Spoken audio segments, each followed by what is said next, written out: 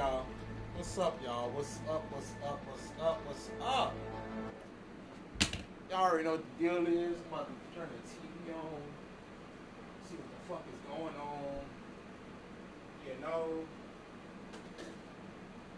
I got the bong in the sink like always. Got the bong in the sink like always. Got the ball in the sink like always. Got the bong in the sink like always. Da da da da da. Ba da da ba da da. Ba da ba da ba.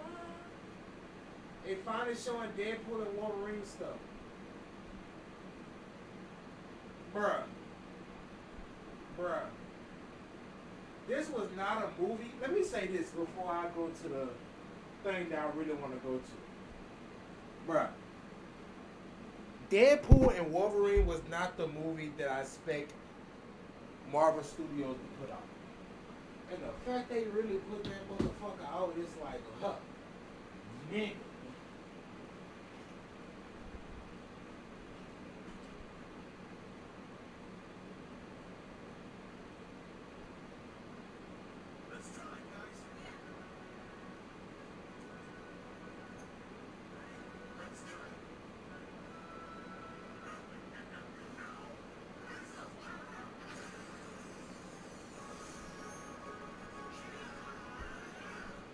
Oh, damn.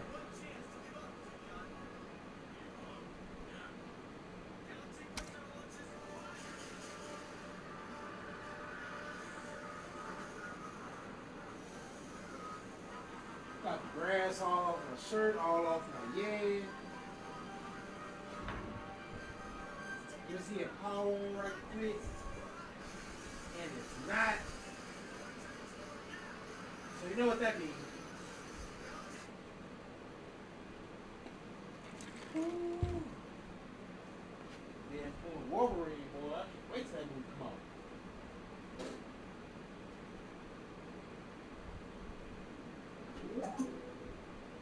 So I ain't gonna lie, I thought it was coming out June 25th or June 26th.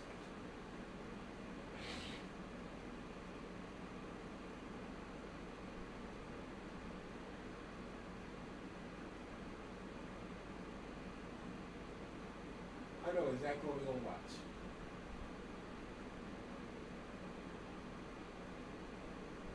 People want to know, have you seen either the Caribbean girl, the girl from the makeup video, or the girl from the Love and Basketball video?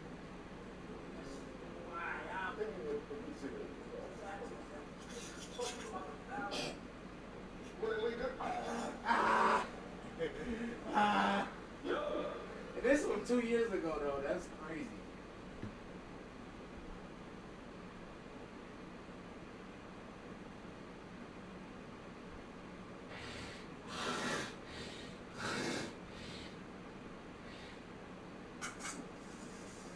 Talk about how Power Rangers changed Power Rangers. Released 9 days ago, like nigga, what?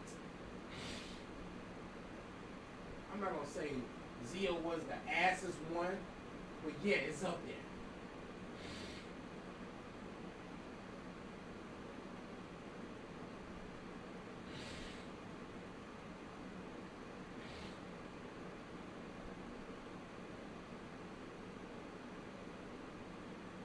Everybody say I'm your biggest hater. I hate the way that you walk, the way that you talk. I hate the way that you dress. I hate the way that you speak. This spot takes fight. It's gonna be direct. Do you hate the bitches you fuck with? They could switch this up for real women.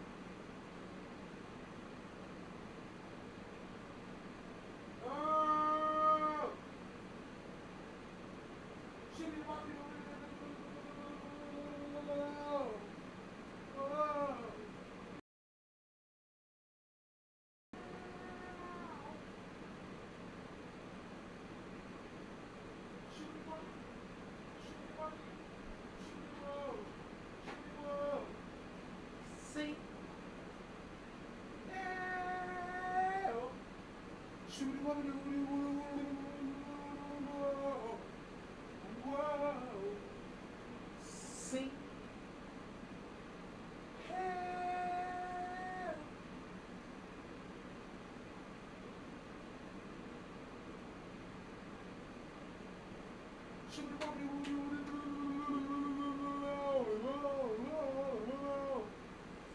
I'm trying to see who released their second episode reaction first, and that's what I'm gonna watch. Hold on. I feel like I'm close. You know what? That was the second episode, for a preview. Hold on.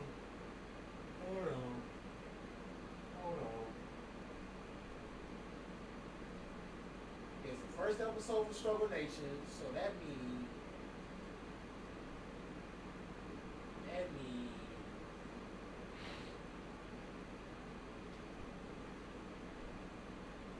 what does that mean?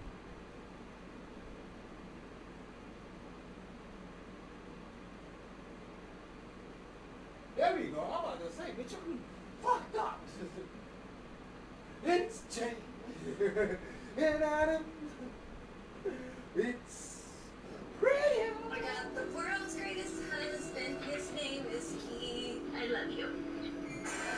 I just got home from work and my wife was there. Do you guys believe that she's gonna happen? It's a wonderful, wonderful life with you. It's Jane. This would have blown up the way that it did. It's pretty. Participating out of Shasta County, 34-year-old Sharon She was reported missing by her husband. I've never seen the media scale that this garnered. No It is details. not. She does tend to be a little dramatic. Hold on, y'all. I'm missing something.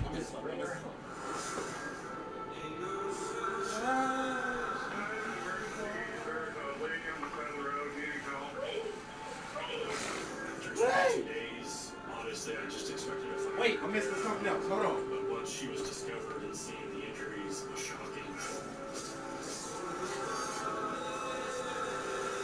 The way she looked at me in that moment felt like she was lying. There's questions that just don't make sense. She told me that she was being drunk and that's why she doesn't remember everything. Wait. I don't mean to keep on forgetting things, but it happens, you know. Hold on. Fake that kind of stuff. Ah. I heard you yelling at her. She told me to never try and leave him. She will chop me up into little pieces and treat me in the backyard. Oh wow. The more people you talk to, the more you're just back to square one. Ow! That's what you're really trying to find, is the truth. It's a wonderful, wonderful life with you. That sound like a crazy bitch. What the fuck? Wait. I want to fill the bowl before I start eating. Wow. Old Spice stuck to buy the other.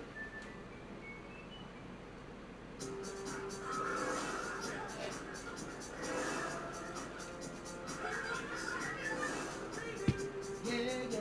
Hey, bitches! So I'm gonna bring you where friends. Hello, friends. Watch Star Wars. Hello. And tonight we're gonna react to the first episode of season 1 of The Acolyte. The Set by the High Acolytes. Republic, of which we know literally nothing about. Big old good say. I could only that there was a lot of rundown stuff in the Jedi Survivor game. Sure. And that is about it. Who knows what we're walking into? We sure don't. Hey, if you like this full edited reaction, I want to watch our full unedited reaction and maybe see some of our extra thoughts about the show after the fact. Check out our link to our Patreon. It's below. Let's watch Acolyte. Here we go! 100 years before the rise of the Empire,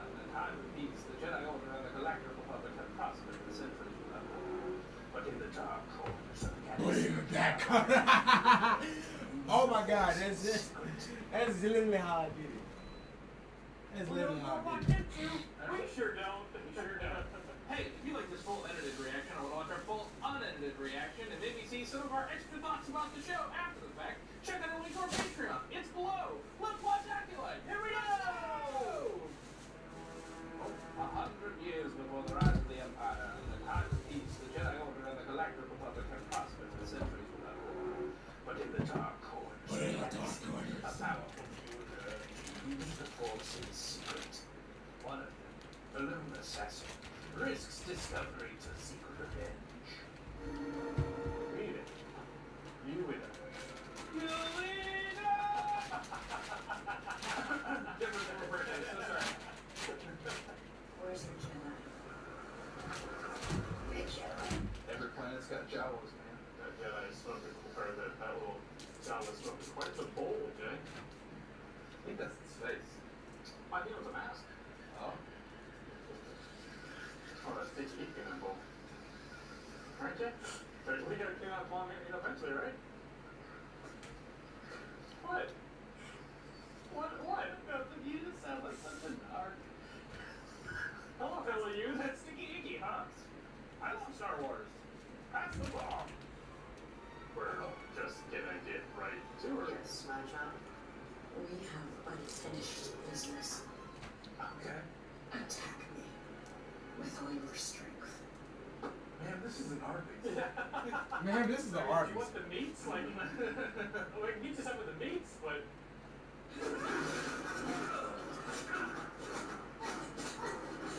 Ooh.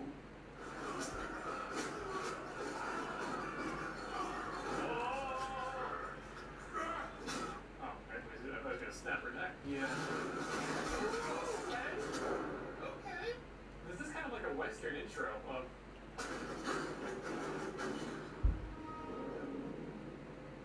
Sweetie, not only is that a Jedi, that is Trinity.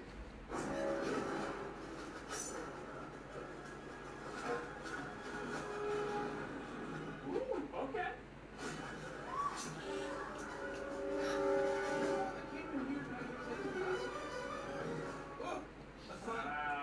I saw that guy.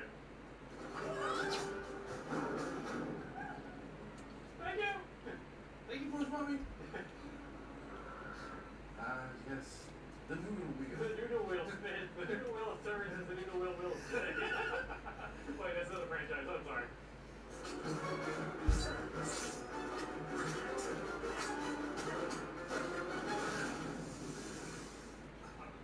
you want to calm down, maybe talk this out, or I can just keep pushing around?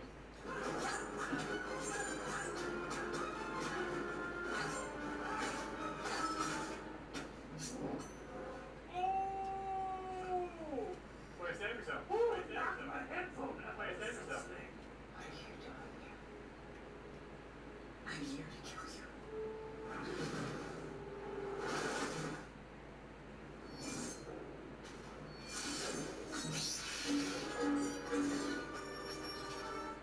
That's pretty cool. Yeah, not gonna lie. Oh, sorry, guys. Noodles? Noodles and noodles? Hey, Cypher? I did the wheel spin.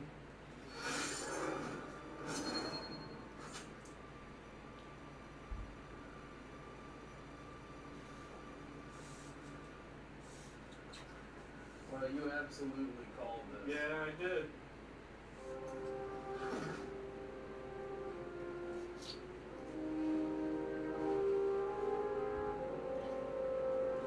Hold on. Hey, 65 from the trailer. Hold on. Ah! It's okay. We will bring it back. Oh shit! Oh, noodles?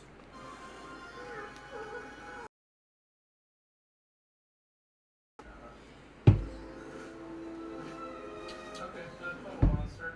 You seem a little bummed out about that. It's Carrie Ann Moss, man. She's like, Yeah. kind of one of the main reasons that this, there's all the posters. It's just, She slumped her. She. possible shit not dead, but at the same time. Ooh, inside voices spin. Thank you. Man, if droids were like a part of society, like if we had droids like in our lives, I know that I would have a droid that would absolutely drive you crazy.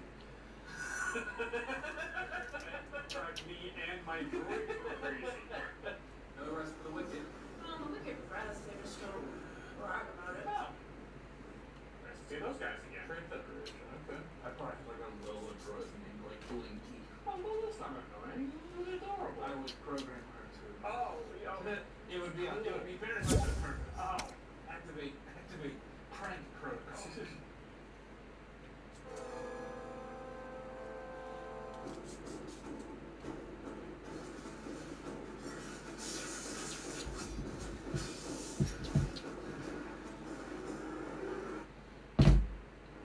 Their police brothers are disposable. Our cargo is not. This is an open line.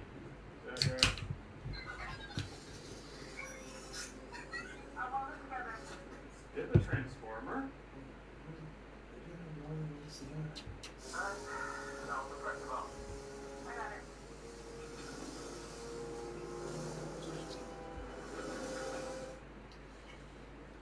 Real quick, they are in space. Yeah, those are magnet boots. Yes, there is no fire in space. There is no oxygen.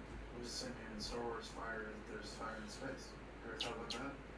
Maybe fire in Star Wars has midichlorians, so did you think about it like that? I did. You know what, Jay? I did.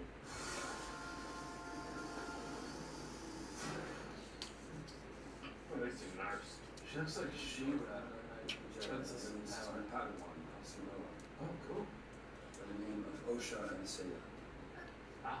So the Star Wars galaxy does have an ocean. They're clearly not going to make it out of this because there's no OSHA in the current Star Wars universe. So why are you here? Last night a Jedi was murdered on your way down. Who? Master Dara. Where were you last night? On this freighter, in this room. Why would I kill Indara? Also, how long would it take me to get from here to?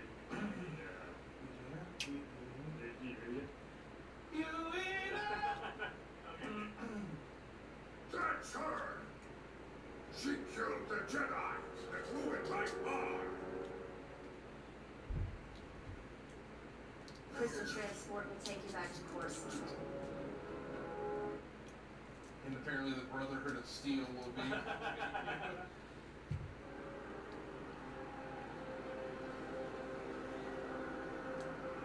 It's nice to see that building kind of just normal.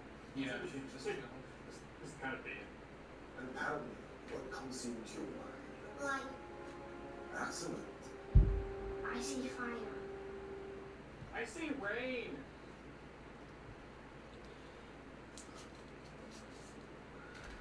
I see D's. These one. Ugly. D's not. Oh! You're out! Yeah, you're out! Can't get protocol.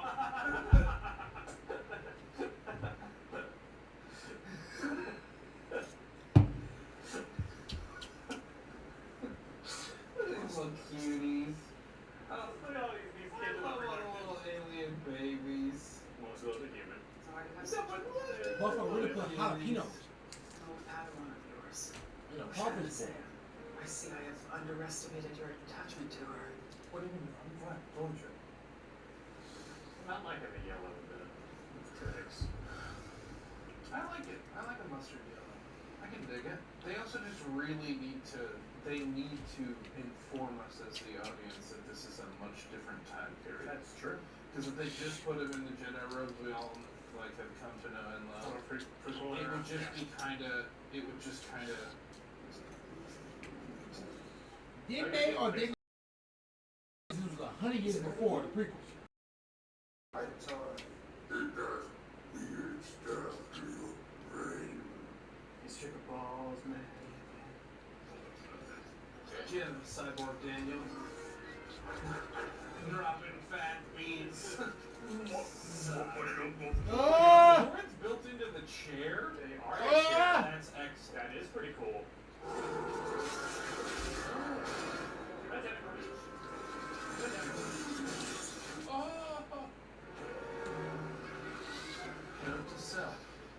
Next time someone asks me if I'm in for a prison break, say yeah. Sounds good.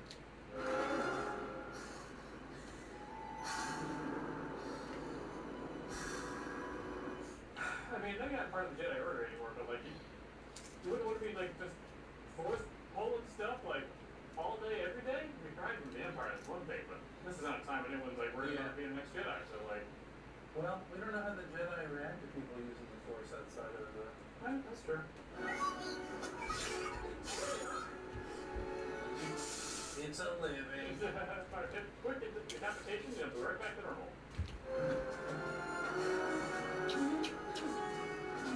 Put your legs out your back. Here we go!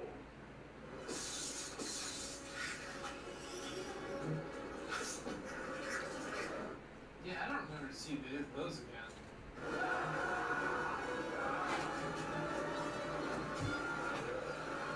Oh, dick move, man.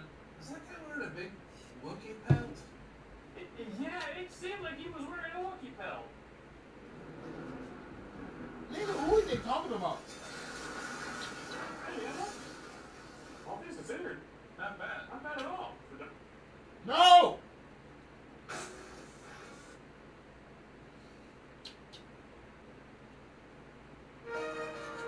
There's a way to cut your dishwashing time by 50%. Try Dawn Power Wash Dish Spray. It removes 99% of grease and grime in half the time. It cleans so well, you can replace multiple cleaning products. Try Dawn Power Wash.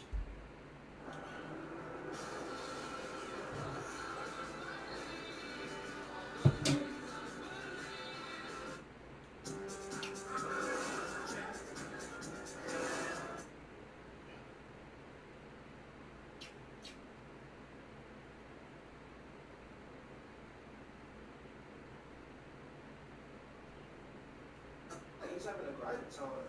It does weird stuff to your brain. He's tripping balls, man. Jim, Cyborg Daniel. Dropping fat beans. Wait, are the droids built into the chair? They are the chair. That's excellent. That is pretty cool.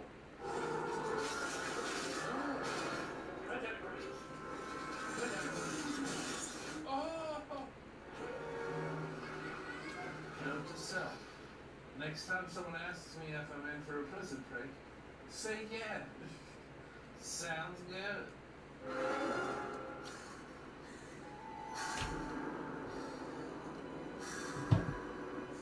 I mean, they're not part of the Jedi Order anymore, but like, you would be like just force pulling stuff like all day, every day? I mean, trying from the Empire, that's one thing, but this is not a time when anyone's like worried about being the next Jedi, so like.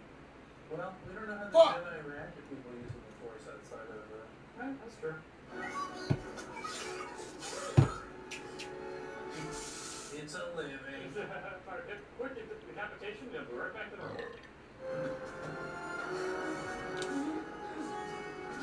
Put your legs out your back. Here we go!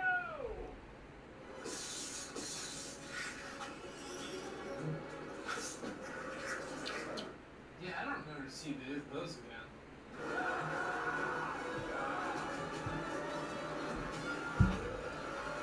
Hold on. Dick move, man. Is that guy wearing a big Wookiee pelt? Yeah, it seemed like he was wearing a Wookiee pelt.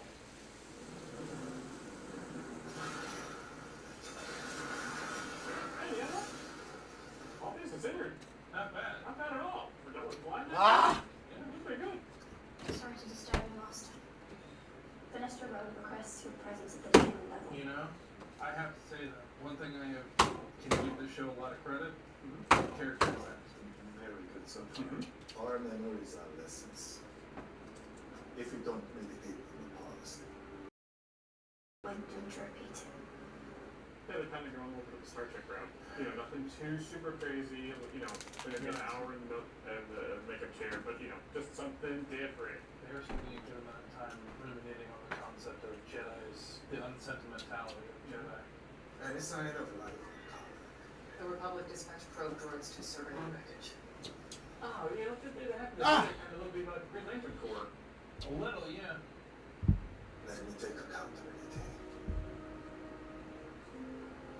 Small team. You true Jedi code, just go to some random bar and start hiring a bunch of randos that will eventually become your ride or die homies. Sure, they all stand behind you when you fly your ship. Yeah, no one belts in. No one belts in, even though we're gonna go faster than anything can go.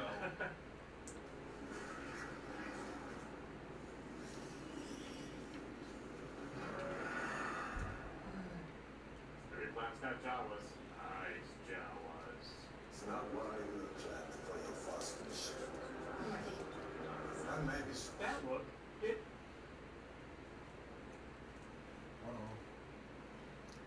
That shit literally happened while I was playing with fucking Crawford.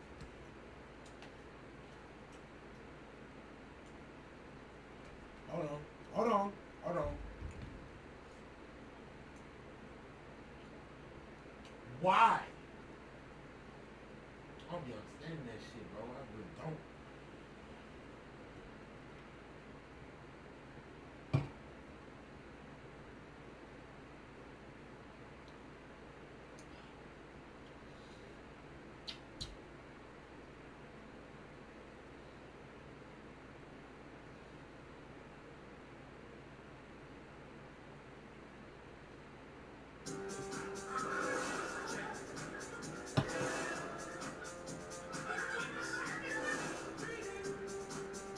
Hey, Pigeon! So I'm gonna bring you. We're friends. Still we're friends.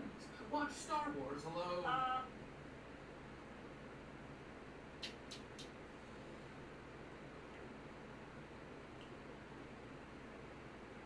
Yeah, I don't remember to see those again.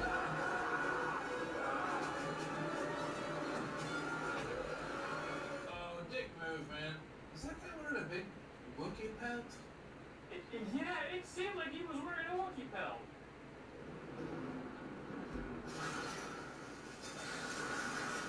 Hey, you know, all things considered, Not bad. not bad at all. For no one flying that thing, yeah, it looked pretty good.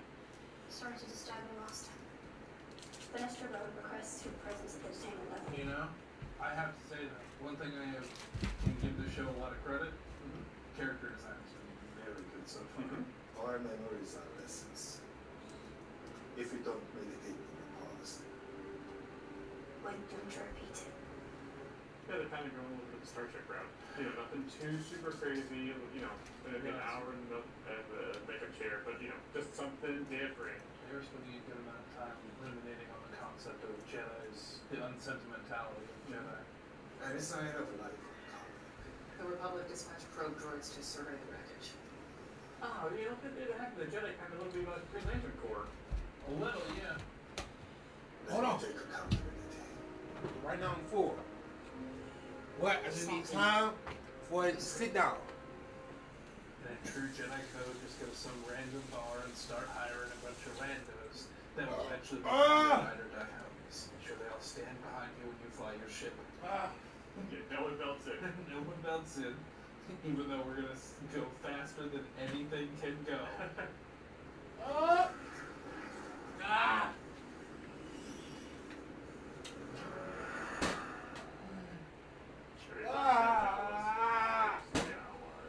It's not what I would have planned for your first mission. And maybe so. That look is way better. Yeah. See, yeah, it's all earth and tones. That looks way better. Oh, and the belts are not. That's way better. I think you can pull off that kind of Oh, belt. you very easily. It's a little cummerbunny. It's a little bit more of a. Oh God. Also, I don't like how high. Hold on. I like. He's got Hold on. Lightsabers. What is that? Lightsabers are too high to hit, man. I'm gonna try to finish the coffee before I go to sleep. I ain't gonna lie. Fine. I might not finish them on the stream, but I'm finished before I Well, go I to can sleep. strap it to your thigh. And we all know the best way to carry a lightsaber around is keysters. Keister. Small in the back. Yeah. Kind of back of the belt. Yeah. Or, yeah, underbutt, yeah. You said it sounded like a narc. Hello, sister.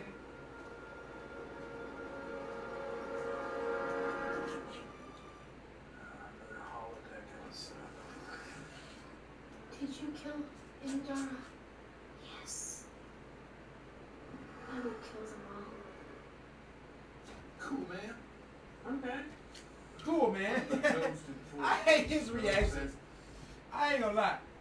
That's a hate and a love sense, you know. Behind the hit, man. You be gotta killing. get further down on a 5. Yeah, man. Like, what? 7 or 5. And we all know the best way to carry a lightsaber around. Easter. Small in the back. Yeah. Just kind of back of the belt. Yeah. For her. Or hip. Oh my God. You said it sounded like a narc. Hello, sister.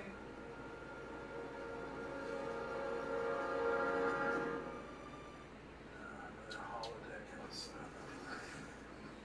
Did you kill Indara? Yes. I will kill them all. Cool, man. Okay. Putting the ghost in Force Ghost, you know what I'm Putting saying? the ghost in Force Ghost.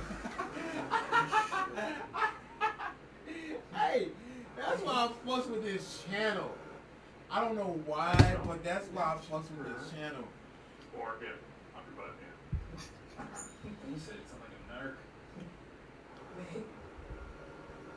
Hello, sister.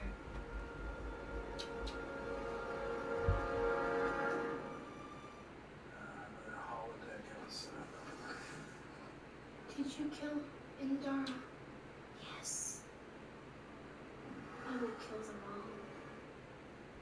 Cool, man. Cool, man. Okay. Putting the ghost in Force Ghost, you know what Putting I'm the saying? ghost in Force Ghost. Good shit. Good shit. I was there when her sister started a fire that killed her entire family. Rouge was the sole survivor. I'm gonna put this to the side for a second. May's dead. That was her name. May.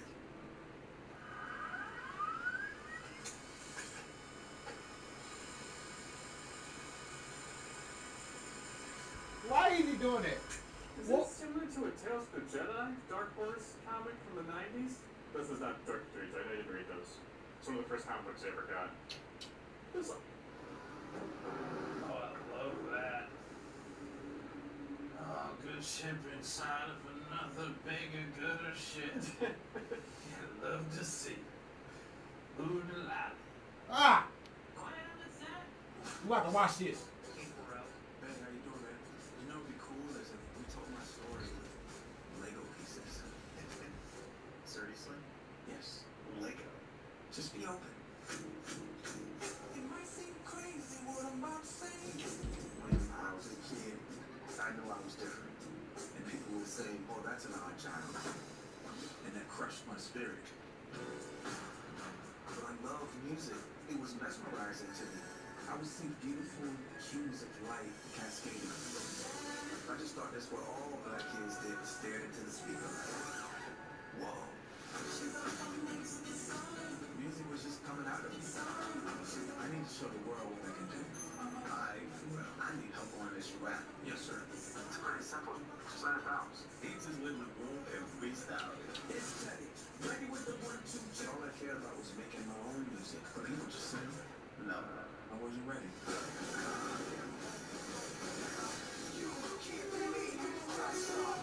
This song is ridiculous. Who did that? Pharrell.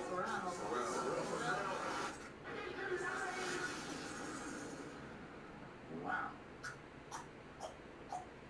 My imagination would run super wild. Drop it like it's power. Yeah! But you brought out a smile. Hell yeah. It might seem crazy what I'm about to say. That feels great.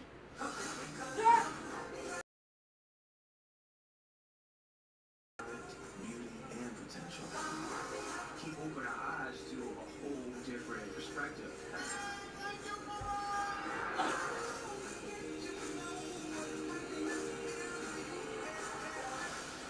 Woo.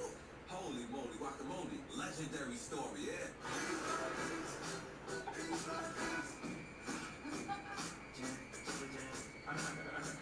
Oh! Man, this is gonna be a Lego movie, bruh.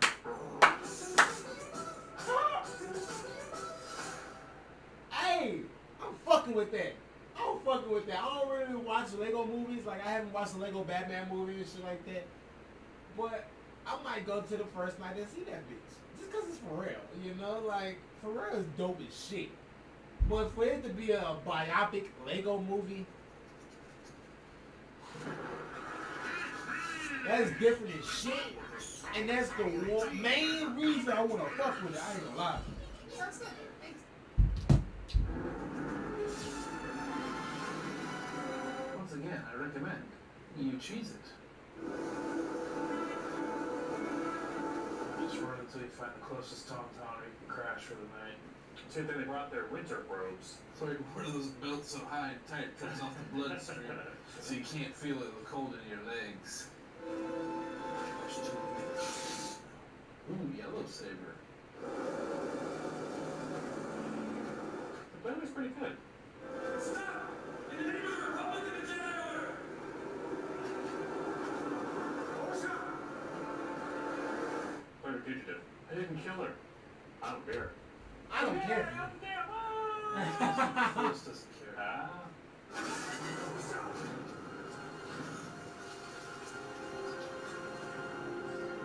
And that's why they have ocean now.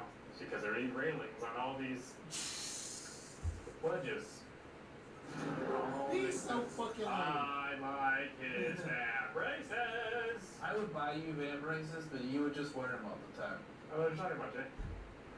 Stand down. But I just love killing people. Come on. Brought the couch all the way here, man.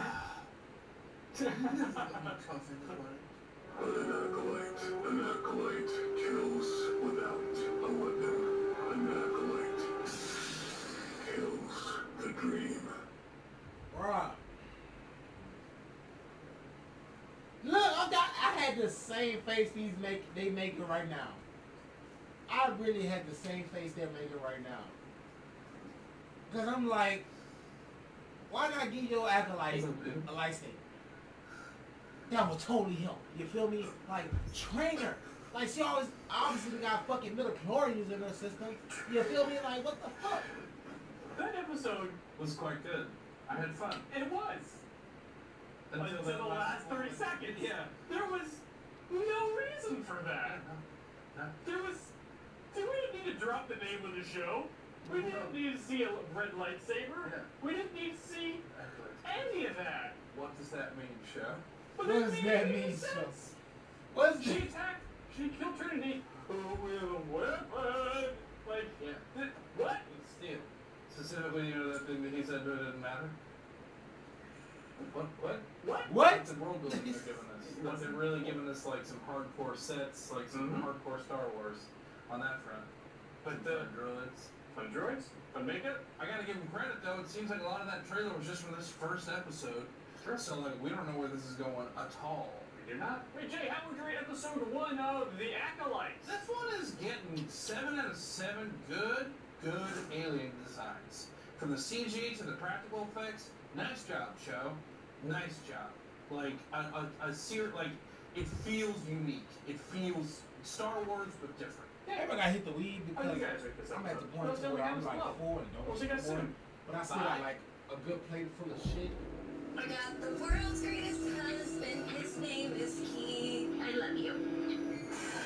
I just got home from work and my wife wasn't there. Do you guys believe that she was kidnapped? It's a wonderful, wonderful life with you. Nobody would have ever imagined that this would have blown up the way that it did. That's you?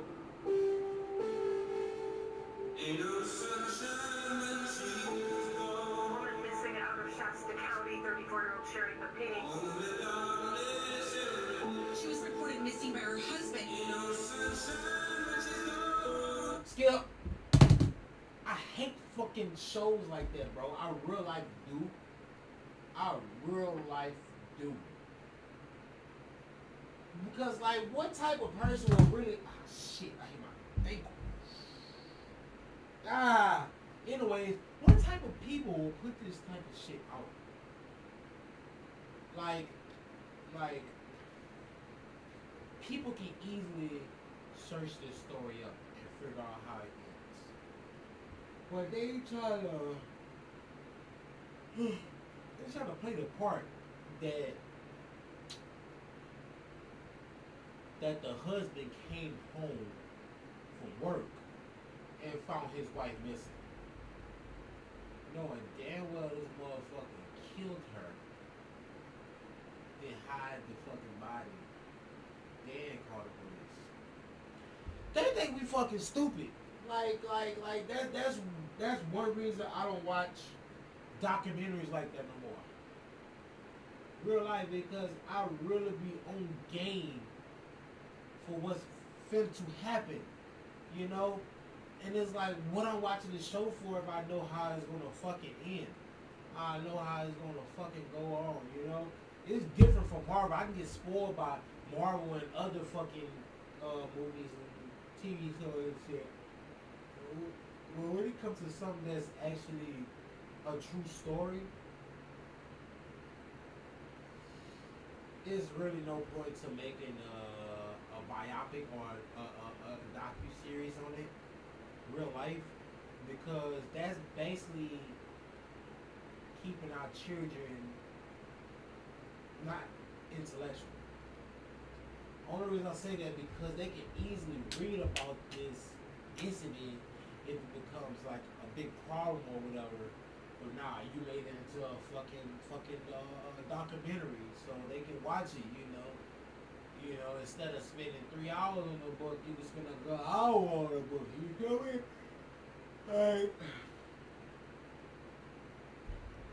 I don't get it. I don't like it. I don't get it. I don't like it.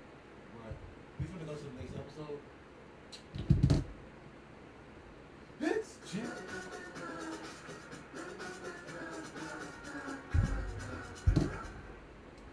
At CC's, pizza dreams come true. The best part of CC's is going back for round 2. CC's, the best pizza value anywhere. Oh shit! Wait. It's 55 minutes ago. Fuck that. Oh wait, I gotta go back up there. I gotta go back up there. I gotta go back up to that too. But yeah, fucking Ricochet is planning to leave WWE. WWE star intends to exit company when. Well, I hope that's not the case, because he gonna go over to the AEW and regret that shit.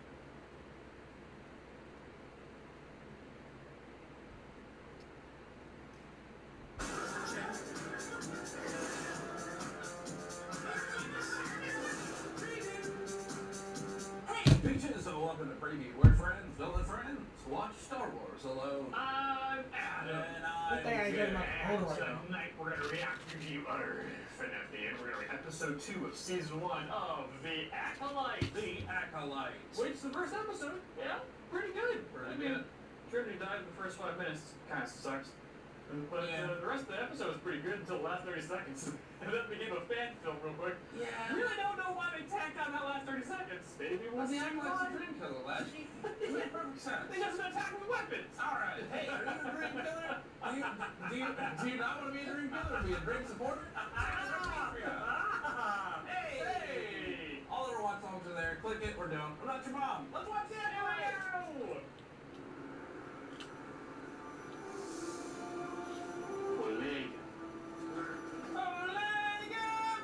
Ooh, a local Jedi. Okay. Right. Nice. That's how, think galactically, act local when it comes to Jedi,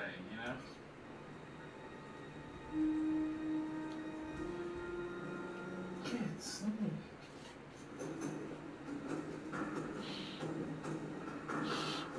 I just had an Assassin's Creed in the Star Wars universe. Yeah. You just had your lightsabers. Yeah. Or fiber attackers. Yeah, man. Yeah, man. Pretty bro. Yeah. Why? I don't want to eat them. Sleepwalking. Don't like it, sleepwalker.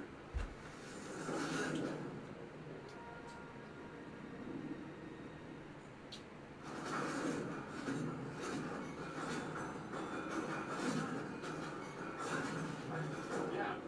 Someone should crush this chick. The guy is Yeah, dude. You think you have a shot at this? You think you have a shot? Interesting. Why is she killing all of the Jedi? Or at least attempting to. I think it's kind of obvious. She thinks her sister was stolen by the Jedi. Makes sense. She's also clearly force sensitive. Yeah, they're both. I mean, does that if they're identical twins, does that mean midichlorians are in your DNA? It's a fair question. I don't know. Possibly. Well, any astromech can do the job, but I'm better company than a droid, and way more flexible. Nice, get him. I'm sorry, but Pip is also very flexible. I can rip his head off and stab him. Yeah, man, we need to talk to you about that. No, please, please stab me into more people. I've enjoyed it. Don't let fear affect your judgment. This guy's also wearing too many layers of his tunic. It's like it was a different time, you know. It's like back when you wear two. That's exactly what I was thinking. The same energy, yep. There's been another incident. A suspect matching OSHA's description broke into a local Jedi temple. Where? Omega. Oh, so the case solved. Go investigate. Take OSHA with you. She could be an asset. Is it a horse or a Omega? See, and that's how we could have ended the first episode. Yes. That was the beat we ended the first episode on. It makes a lot more sense. Yeah.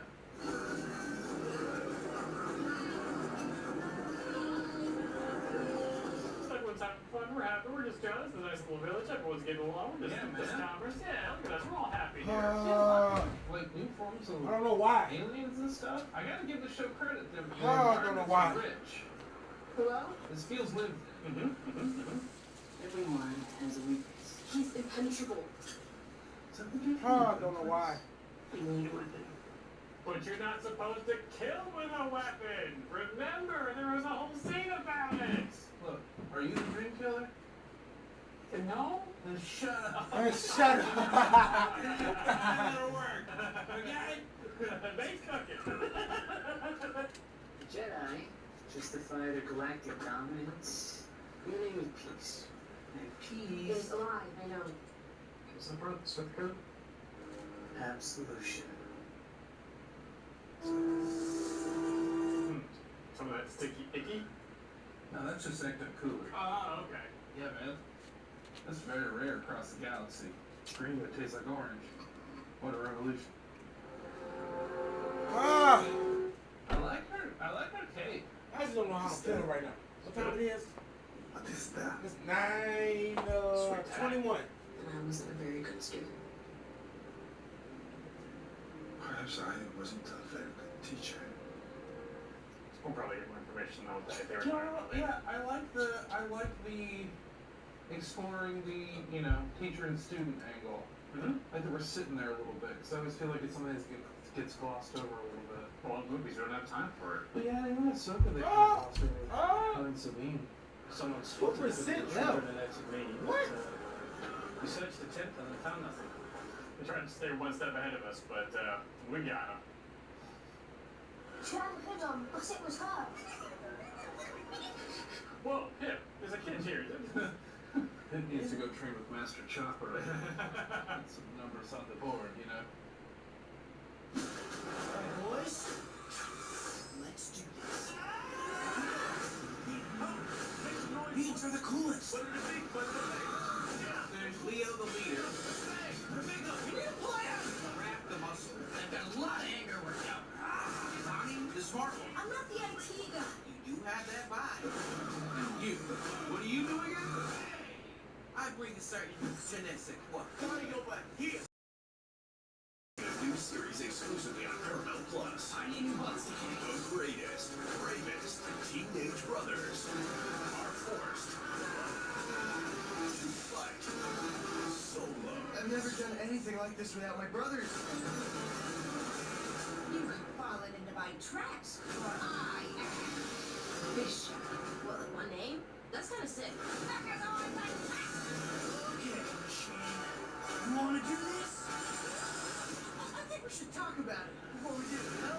Let's go! The studio that brought you TMNT Movie Maker. Oh, All mutants must be destroyed. Did you just say you want to exterminate us? I have to find our brothers. I have to save them. Comes a new tale where the turtles must reunite to save mankind. Even if we run into trouble, there's nothing we can't handle together. What is that thing supposed to mean? Someone should go check it out. What?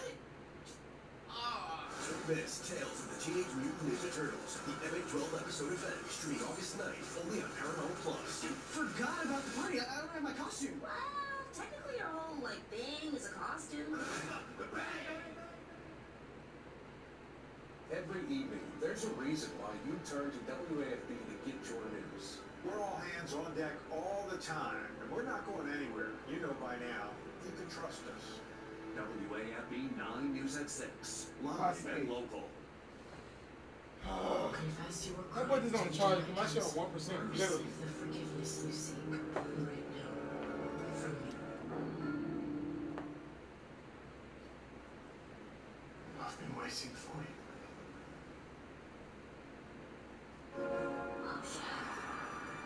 Ow! Guys, just 1 second. I'm tripping balls. I gotta see this, sir. But I can't resist that sweet taste. No! Wait a minute! That's Surge, baby. Yum, yum. But I can explain. Do not move. Pip can Nah, you show gotta you the play it. recording of what happened. This master was Nah, dead. you gotta play it. Thank you. No, So I think you no. got force-fed this dude poison that quickly? So he skips that, and she just goes to him. No, you gotta play that shit. I'm Good job, sorry. Baton. Your master's I'm a nerd. sorry. We will follow your plan, Padma. It's a good one. York, you suck. Yeah, let me get off Sorry, this fucking York. app.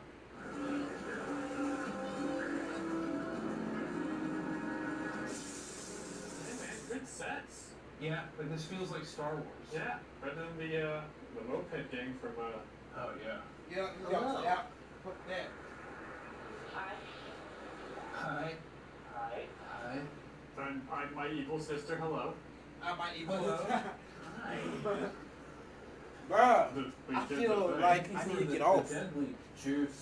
I still got this bowl filled, and it's like I feel like I need to get off. Little juice. You killed Torben without the poison. He will be so pleased. We got a pro now. Let's go. I just wanted to thank you. Surprise. You look exactly like her. Stop it. Just her supplier. Yeah, I started out gun running for the huts. Now I supply people like her with what they need. Most people start with good running for the huts. I mean, it's just they get a good cut, and you know. Is that she wants revenge on 4 Jedi. York, secure the perimeter. Perimeter. Perimeter. You know, there's a little bit of disconnect That is stupid. with this show in that, I guess maybe from us, we come from a time when there are no Jedis. Perimeter. They are our precious few, and we care about all of them because we we don't want to lose them. We don't want to lose them. But this show is from a time of like, there's just for thousands of them, and like we've seen 2 of them murdered, and literally nobody's like really caring. Yeah. Or just doesn't It's just another cog in the wheel, man. Yeah. It's just a little like, you know, we The noodle wheel wheels as the noodle wheel was, or, you know? close enough. I deserve justice. You want revenge. We would revenge us, don't you, sister? We don't get revenge. We change the title of a whole movie about it. Stupid. Stupid. And then we can do revenge. She wants to kill you. Bruh, this nigga is so fucking serious, but he Really caring? Yeah. Because there's just another cog in the wheel, man. Yeah. It's just a little like, you know, we The noodle wheel wheels as the noodle wheel was, or, you know? close enough. I deserve justice. You want revenge. We would revenge us, don't you, sister? We don't get revenge. We change the title of a whole movie about it. Let me try now. And then we can do revenge. And then we can do revenge. I got my Buzz Buddy socks on that I got from my barber. Bucky. George watches. What's the day on the Wednesday?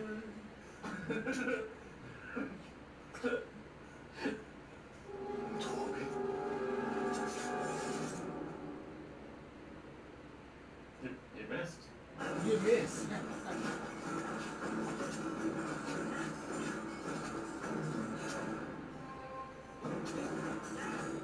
Also good fights in this show so far too.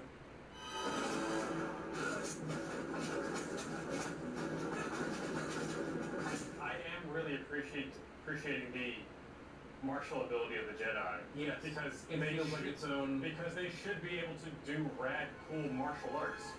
Oh, we just got stunted on. He got. You didn't know where I was for a second.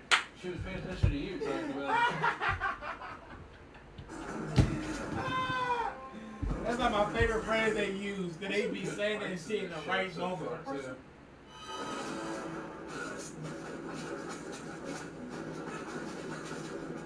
I am really appreciating the martial ability of the Jedi. Yes, because it feels like its own. own. Because they should be able to do rad, cool martial arts. Oh, we just got stunted on. You didn't even know where I was for a second. She was paying attention to you talking about.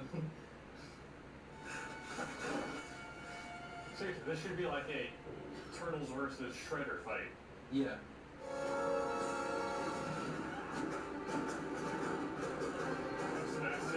Axe kick from way downtown. You're literally right up. You're literally watching this with. Yori has bad vision. Oh, I'm sorry, Howard.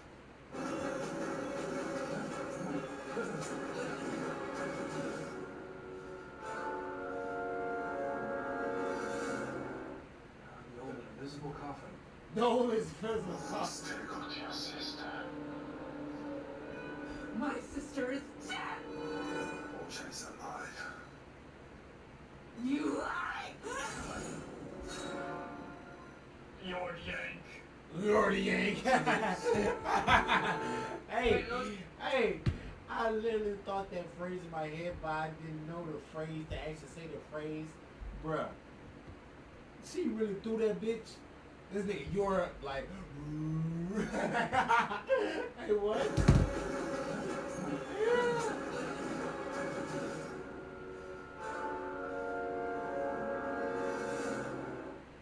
The old invisible coffin. The Force still got your sister. My sister is dead. She's alive. You lie. You're Yank. Osha lives.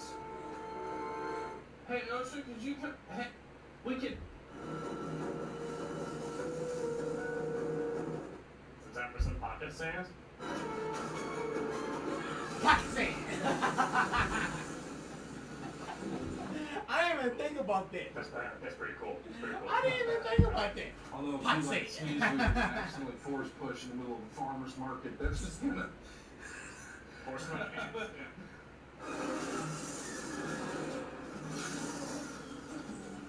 Then kids. Oh, my space insurance is going up like crazy. May! What?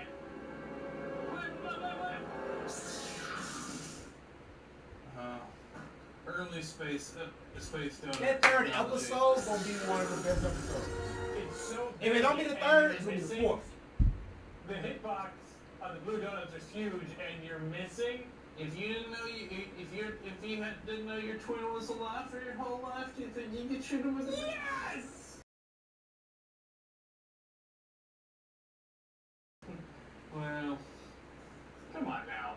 But we know where she's going next. We must We move. can make decisions like this without meaningful discussion, Soul. We will see you soon. I love your kisses.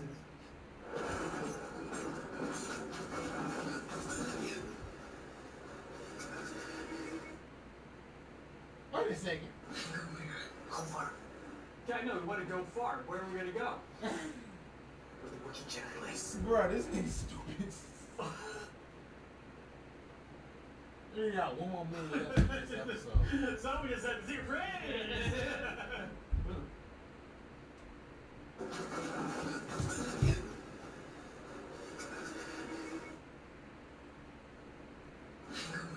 Go far. Yeah, I know. We want to go far. Where are we going to go? Where the wicked Jedi lives. Somebody just said zero praise. Ooh la la. He's going, come on. I know what? I like this guy. I want to see more of that guy. Hey man. We're just doing it.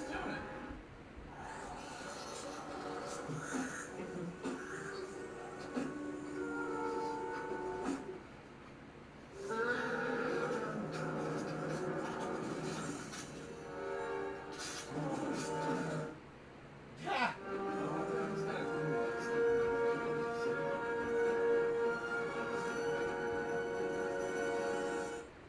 Ow! Okay. Rude. Rude. What better ending? Yeah. I let my cat out the car, man. But Yeah. a live action Wookiee force Jedi. sensitive Wookiee. Yeah. Yeah. Want to see it in animation? I'm actually enjoying the show. I will Hold on, say, y'all. it's just that we don't really have it. Hold on, y'all, because I still got a whole bowl to hit.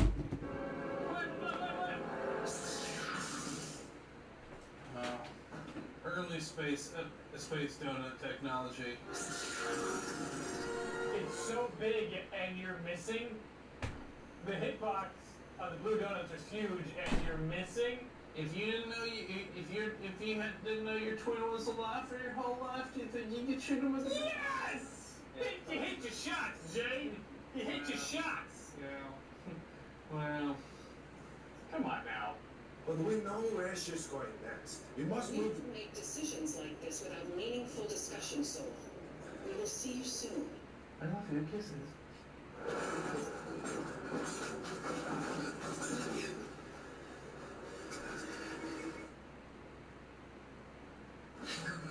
Go far. Yeah, I know. We want to go far. Where are we going to go? Where the wicked Jedi lives. Somebody just said zero praise. Ooh la la. He's going, come on. I know what? I like this guy. I want to see more of that guy. Hey man. We're just doing it. I gotta go get my candy out the car.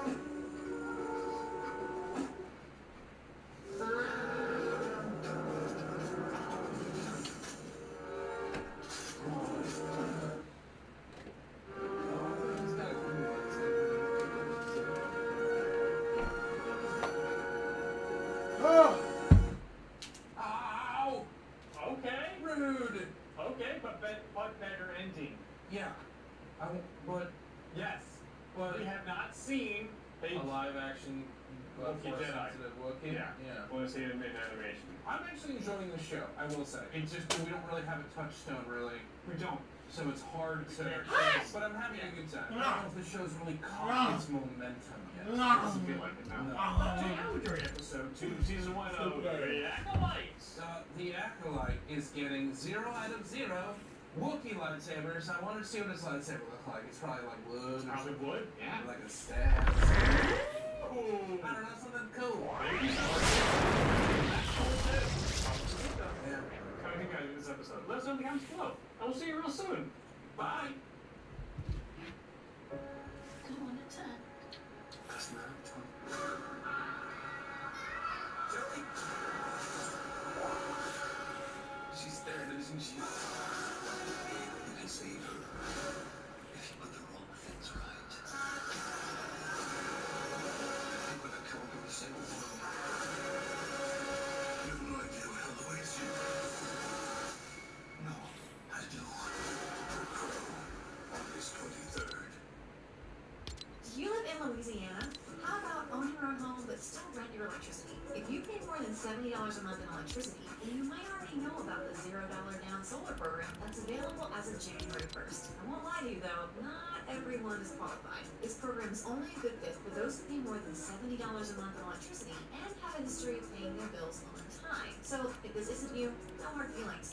Go ahead and click the skip button below. But if this does sound like you, you may have been making the switch to solar because we're afraid of the huge price tag attached. Well, I have good news. That's because going solar is more affordable than ever. And you can do it without paying a single dime out of pocket. And the best part, you won't ever have to pay your electric bill again. That's right. You can finally stop paying your electric bill. That electric bill.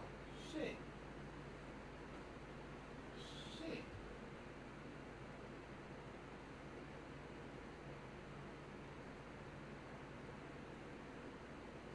This is why stories matter, because of course last week AJ Styles screwed over Cody Rhodes. So Still got breakdowns to watch, but we definitely will watch it before Tuesday. Stomping his feet, Or that because he Tuesday. was in a bad mood. And you would be a bad mood. Imagine somebody you know went, oh, I'm gonna retire. You went like, please hug me. And they kicked you in the toilet. You're not gonna be happy. If you were, you're a weird dude. Also, hello, my friends, and welcome to Ups and Downs, the wrestling review show with me, Simon Miller. That's basically it. If you have stumbled across this video, we do it with this, the finger of power, and if you're now saying, well, that sounds absolutely stupid, well, I'm absolutely stupid, and you're absolutely stupid for watching. Now, What a- stop. Take away Never the last mind. bit. Let's up and down. Story, of course, was going to have to wait, though, because it is 2024, which means there was only one way to start. Smack it down. Here came the new bloodline. This is because it was time to anoint Tangaloa, which sounds like some kind of massage, but Paul Heyman took over first. He was like, just want to talk about what happened 7 days ago. Because things went really bad. That's alright though, because he has now realised until Roman Reigns is able to come back, the person sitting at the head of the table is Solo Sikoa. Sorry, I'm pretty sure if the camera had panned out, he would have had a gun to his head. I don't think Paul Heyman is tall. We were started, so WWE is totally serious. When it turned out that he was a double anointing, Tamatonga was going to get a new name. I was hoping we were going to call him Steve the Handyman because that would have been such a big switch, but instead, he is now Tamatonga, the right-hand man. And I like this, as we are now taking roles from the OG bloodline, and we're applying them to the new bloodline, because Solo wants you to totally forget about the OG bloodline. Heyman then sang the praises of the infamous Tangaloa because we love this guy and we pretended to put a crown on his head, although of course we didn't. But When Solo took over, he was like, well, Paul E, But maybe you should be thankful. Pause. But if this nigga getting introduced as the right hand man, boom, bam, bow. Alright. If I'm thinking correctly.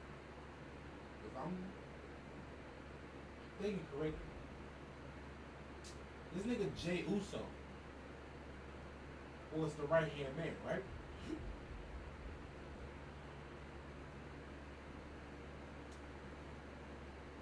And out of anybody that I expect to be the right hand man, the new bloodline would be Tamatonga. But with the fact they got Tangaloa as the right hand man, I don't know. Because that's a sign that he gonna be the first one out. Even though Tamatonga came first. You know, like it's weird. Between these two, because they saved your ass when Kevin Owens was about to destroy you. It's true. Heyman did do that, but the way he reacted is like when somebody comes and asks me to dance. I don't want to do that. I have 2 left feet. I mean, look at this. What's going on? It looks like I'm about to die. Speaking of death as well, that's what Tonga said to Paul Heyman. I'm not kidding either. He was like, we should have let you be murdered, but we got our orders from the tribal chief. That's the only reason we did what we did. So I totally love this madness, and Heyman carried on because he was like, well, actually, I got to the building earlier, and I did some investigating, and as it turns out, Kevin Owens has promised that he wants to take revenge on the entire bloodline. Maybe we should just get out of here. This is the music hit as well, so maybe Paul Heyman and him are in cahoots. And fair play to KO, for about 10 seconds he was kicking everybody's butts. And you know the wrestling numbers game, and eventually they were all on him. This is all through my life. People have been telling me to take hard road. Turn the other live a life, change your life. Advice taken from us. Just like ginger ale to your proper 12 Irish whiskey. Shonda. Well, the Street Profits came out to help Kevin Owens. I really like this because we stuck them in there when Kev got a chair and he chased everybody away. Backstage after this, so said to Paul Heyman, You better arrange a 6-man tag team match. Otherwise, the Gorillas of Destiny are basically going to break you in two. So death threats, they're all over. It's all teamed over nicely though, and I'm kind of starting to think that Roman needs to come back to some later. You don't want to miss the peak of this thing, and everybody is now desperate. Yeah, I enjoy the story very much. Yeah. Well, it was Candice LeRae and Indy Hartwell taking on Bianca Belair and Jade Cargill. I think we have a skit here where Nick Aldis was talking to everybody, explaining what was going to happen. But last week they told me it was going to be a singles match. So for about 8 seconds, I was freaking out. I'm a very strange person. Before we can do much of anything, Eva out Kane, Isla Dalton, Alba Fire, and Shayna Baszler, and Zoe Stark was here too. You know what I think about that? Where's my phone? One phrase. I haven't seen my phone. Little bit. Because she was cooking the side. Oh, I got it on the charge. I remember. Oh my gosh, we are a team, and we can use our partnership to go on a little run. Damn it! Sometimes you just knew they were going to lose, which is why we continued to tease the tag to Jade Cargill. But when her hand got the required temperature, she did get that slap. And I tell you, Jade is doing a wonderful job. She ran totally wild. I remember my shit was on 1%. Suplexes. It's even busted out a super kick. Why not? It is 2024. Candice realised I had not Indy City, so she broke the pin at the 1-2. You can get this t-shirt, another t-shirt right now on ProWrestlingTees.com/Simon Miller. That shit is on 20? Yeah, it was like, wait a minute. Me and Jay were the champions, so we're also a team. And they just went totally crazy here. They hit that awesome finish. Jay got the Uno Dos Tres. Of course, this is when everybody on the outside got in there and everybody started fighting everybody else. And it ended with Isla Dawn raising one title, Shayna Baszler holding the other title. So then they started to fight when Jade and Bianca were like, all right, we're going to murk you. That's how this thing ended. So I was pleased, if you have watched my stuff before, you know I go on and on. It's really annoying about these women's tag team titles. But at the moment, they do have a focus. As we were going to go later, Jade Cargill and Bianca Belair went to talk to Nick Aldis, and we're doing the triple threat at the Clash of the Castle pay-per-view premium live event. Now, for the love of everything, don't put it on the pre-show. Let's keep this momentum going. Nick Aldis then trying to calm Cody Rhodes down because we talked about it earlier. I understand that Cody was like, I'm not going to turn down, I'm not going to calm down. That guy betrayed me. Terrence Ryder also wanted to work with Apollo Crews because he was meant to be taking on Angel Garza this evening. When the Garza down by Tasman decided we don't actually want a match, and they beat the flubble sticks out of him. The reason it was rested up when LA Knight just walked in. And I tell you, this guy, he has a one-track mind. I don't think he even realizes it happened. He just had one question: where is Logan Paul? Now, amazingly, Aldis did answer this, and he said, Logan is playing Tetris. Oh, well, to be fair, that's a pretty good reason not to come to SmackDown. I really like Tetris. I then insinuated he was pretty good at the block game because he would find a way to take his foot and essentially block it into Logan's ass. Hey! Please don't show that on TV. I don't want to see it. I was had this commotion though because he walked in and said, LA Knight, I need some stuff. Nick Aldis made that match for later.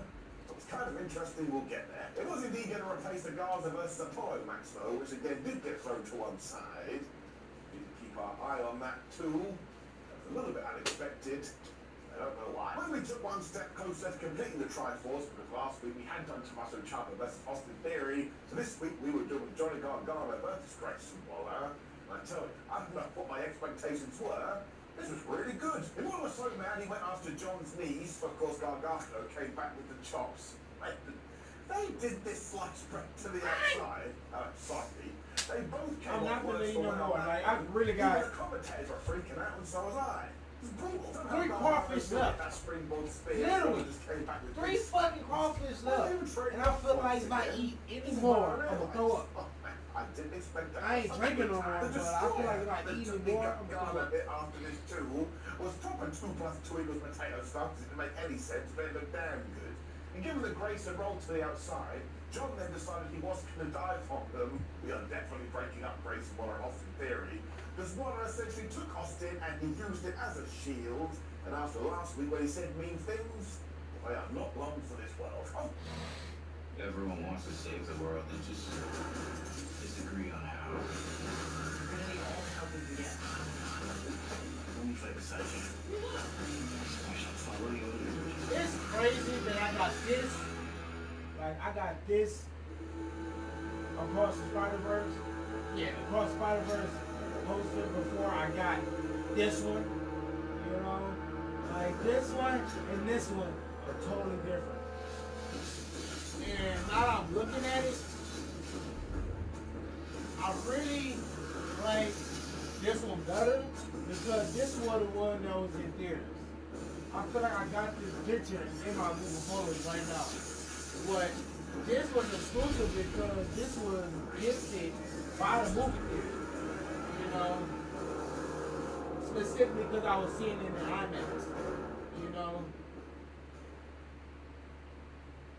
Of course, this meant Johnny Gargano. And the only other movie posters like that was The Flash and Spider-Man. He used this Not finish, real. and he got the win. Who ties in as well? Not Of real, course, yo. Theory did not get the victory last week, but Gracie I did had some here. in-game posters. I don't know what the fuck happened to them, bro. I'm so mad. Also, the feeling DIY are going to win the tag team belts, maybe at Clash of Castle or SummerSlam or Money in the Bank. If any of these I got the Flash poster from the theaters. I got the Spider-Man No Way Home. There's the Spider-Man 3 poster from the theaters. And I got Spider-Man across the Spider-Verse. Be a big old time. Yeah, all in all, this is very good. I know they better release one for the Beyond Spider-Verse. Because if they do, I'm easily taking this one I got and moving it over. Maybe. Or I might put the Beyond Spider-Verse bitch right there. Because I know I don't want to put it right there. And I don't want to put it right there. So, I mean, oh shit. I mean, to be switching out the Spider-Verse bitch and putting it in this little space that I said I wasn't putting that there. And now that I'm looking at this other size poster, I doubt that shit gonna fit right there. The only way that shit gonna fit right there, if I take my little shelf right here, basically 1, 2, 3 shelf, and I turn that bitch over. Instead of facing the walls where the hoses are, it's gonna be facing like the little things. We're halfway through the year. That's how we stand. We gonna see. We gonna see. Turned out Nick was telling the truth though, because AJ and the Good Brothers. And who knows? I might get a fucking poster for Deadpool Wolverine. Definitely since they got a fucking fan event. Like, if you got a fan event, bitch. If you got a fan event, you should be having somebody making a special guest appearance, you know. But like a fan event, we need that collectible coin. And the poster. And possibly something else. But like, just give me what I want. And Cody was like, do you want a title shot? And AJ's like, you damn right I want a title shot. And man, we are not standing on ceremony, Mr. Wayne. This is going down at Clash of the Castle. Cody also had a great idea because if AJ Styles was so desperate to pretend to quit, why don't we do an I Quit match? I like that too. Makes sense. He didn't just run at AJ as we got this proper brawl, and officials were out there to break it up. And I just think all of this has been handled so well. Because as crazy as it does sound, it won't be the main event of that pay-per-view premium. It won't? It has to be Drew McIntyre versus Damian Priest. Yeah. So why not just put a banger right in the middle of the thing? Exactly. Also probably means that Cody Rhodes can take out AJ Styles, Gallows, and but nah, that bitch definitely gonna be the main event. I don't think Cody Rhodes acknowledge that shit. When we did get right into Carmelo Hayes versus LA Knight, you could see what was going on here. WWE had sat down and gone, well, we don't want to do this match, but Carmelo has to lose because he hasn't really won on the main roster, but we don't want him to lose properly. So what do? Somebody else went, surprise roll up. That's what happened. But I do get it too, like you would never do this with somebody like Cody Rhodes who did take on Carmelo, so why are we doing it with LA Knight? Because he should be headed in that direction. But all things considered, I do think it makes sense. He's on the other hand for a while too, until he threw LA Knight into the turnbuckle as he came exploding into the clothesline and he took his head off. Then went to the outside and Knight did his favourite new thing, which is to take his opponent's head and just smash it into furniture on the outside. That's what he did. But also got backdrop onto Alan the announce table when LA got totally screwed. It was the dreaded commercial break. Because by the time we had come back, Hayes was now in control, so I figured this one out. I bet Carmelo looked at LA and went, no, LA was like, that's not my catchphrase, damn it. And he was so frustrated, Hayes got him. That'll do. Even when Knight tried to do his run up the team of the turnbuckle spot, Carmella was like, no, I'm not having any of that, and kind of jiggled out of there. So LA decided, alright, I'm just going to knee you right in the head. That's what he did. He then came back with a face buster for his own 1-2 as LA Knight tried to hit the superstar elbow or the megastar elbow, but he missed. He is a man that will never stop trying, so he just got back into a position where he could do it, and he did it. Before that too, Carmelo Hayes had tried the most devastating move in all of sports entertainment, the surprise roll-up, but it didn't work. But when LA Knight tried to go for the BFT, Carmelo went for the most devastating move again, but he's not experienced enough, or Lara's more experienced, because he reversed the polarity, and he got the win. Knight also promised us that he is going to confront Logan Paul very soon. So I can see a world where we do match 1 at Castle Castle, and Logan cheats to win, where once again we get to SummerSlam, and Knight becomes our US champion. Once we do that, doesn't matter who beat Carmelo Hayes in this way, we keep beating Carmelo up too. Yeah. It's really good, but it's fine. For some reason, Tiffany Stratton, they went up to Nia Jax and said, hey Nia, I've got your back if you need it. Jax just walked off. She was like, I don't need you. And she's right. In terms of being a single star, she's smashing it, and she's a queen. Nia did eventually walk into Michin, though, who basically poured a drink over her. So these two brawls, they are going to fight next week. Jax is probably going to kill her. Yeah, I'm about to say, she's definitely going to lose that fucking, that battleground match with all the other women going for the first NXT North American champion. Like, nah. She definitely losing now. Try Definitely Cascade Platinum Plus. It removes up to 100% sorry. of food residue, even in older dishwashers. But she definitely losing that. Video reminding you of everything that had been going down with Bailey recently, which was very well timed, because you're not going to believe this. Bailey then walked to the ring. She also confirmed that she will be taking on Piper Niven at Clash of the Castle. This was a terrible mistake, because as per Wrestling Rule 14.8, if you do say your opponent's name, they will walk to the ring. And she did.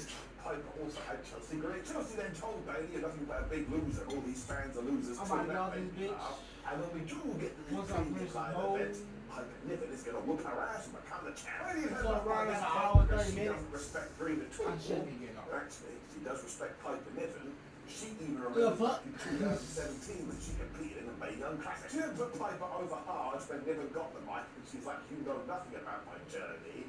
We can go all the way back to 2008 here. That's when I started. I've been winning titles across the world. So now it's time. I'm going to take that title too. Now, yes, the crowd was rotting at this point, even though Piper tried to shut it down by saying, inbred, say what? I actually don't think they understood that one, and they did keep on with this, but the point was made very clear. Piper is going to be competing in our home country. There's no two ways about it. She's got to win. But this started off being this was Super Serious 9000, which is the way in wrestling. And I do want to say this. Sometimes I like to look on the human side of sports entertainment, and I think it's awesome that Piper Niven is getting this opportunity in Scotland, because she has been going for ages and faced a lot of adversity. So this just made me feel warm and fuzzy in my tum-tum, so I'm giving it up. I also think the match itself will be really, really good, but in terms of the build and what we had here, I just don't think it's clicking. That's why the fans live at the building were a little bit disconnected. It kind of feels like it's been a fast forward. That's totally fine too, like not everything can land. Wrestling does go on for 365 days a year, and ultimately the end like the right of thing to this do is will be entertaining. But in terms of what we did here, yeah, just kind of felt like a swing and a miss, even though I thought Piper Niven's delivery was pretty good. I do think you have to give it a down. It just didn't work. Then, damn it! This really good video with Logan Paul. Because he was indeed at home, and yes, he is preparing for the Tetris Championships or a Tetris tournament or whatever it is. When he just laid into LA Knight going, you call yourself a megastar, you can't even win a title. But the truth of the matter is, he is just so good at being an asshole, and you can take that for what it's worth. But when it was done, my gut reaction was, man, I hope that LA Knight does whip your butt. That's his whole job. So once again, I really hope we do see this through to its obvious conclusion, which is LA Knight becoming the US champion. But I do have to give it an up. Like, it only lasted 2 minutes. I was just impressed. What can I do? Somebody shoot me out of a cannon. But Niven and Green then bumped into Nick Aldis, who was also talking to Naomi. When Naomi basically said, Chelsea, I don't like you. And all of a sudden, that match was made for next week. Where the hell did that come from? We're also going to be getting the Grace of Honor effect with DIY, so you could tie that in when we got to our main event. Bloodline taking on Kevin Owens and the Profits of the Street. Now, it does seem like our main aim at the moment is to sell this new Bloodline. They're totally unhinged. They don't care about winning. They don't care about losing. They just want to hurt people. That's why it's pretty good that WWE is calming down with the shenanigans right now. You really have to save it for them. It also means when Roman Reigns does return, he's just going to get an even bigger pop. Fair play to Angelo Dawkins and Montez Ford.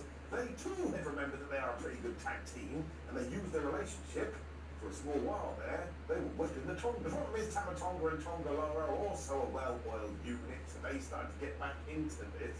And once again, much like the tag from earlier, Kevin Owens was just running around the ring apron like he was going to explode. I kind of folded my arms and I thought, man, just so damn good. We're also going to call out Solo Sikoa here because he was throwing people into the ring post and hitting Samoan drops.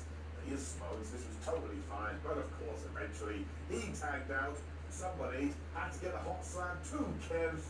He went totally nuts. The crowd desperately wanted to see this too because he did go after Sikoa, but eventually they engaged in the battle of the super kicks. And when he went for the stunner, Solo said no, he ducked that. Then he was going to go for the spike, but Kevin Owens ducked that too, and he did hit the stunner. Ow! Yes, of course, before he could get the three, the Gorillas of Destiny pulled him out of the ring because they love doing that.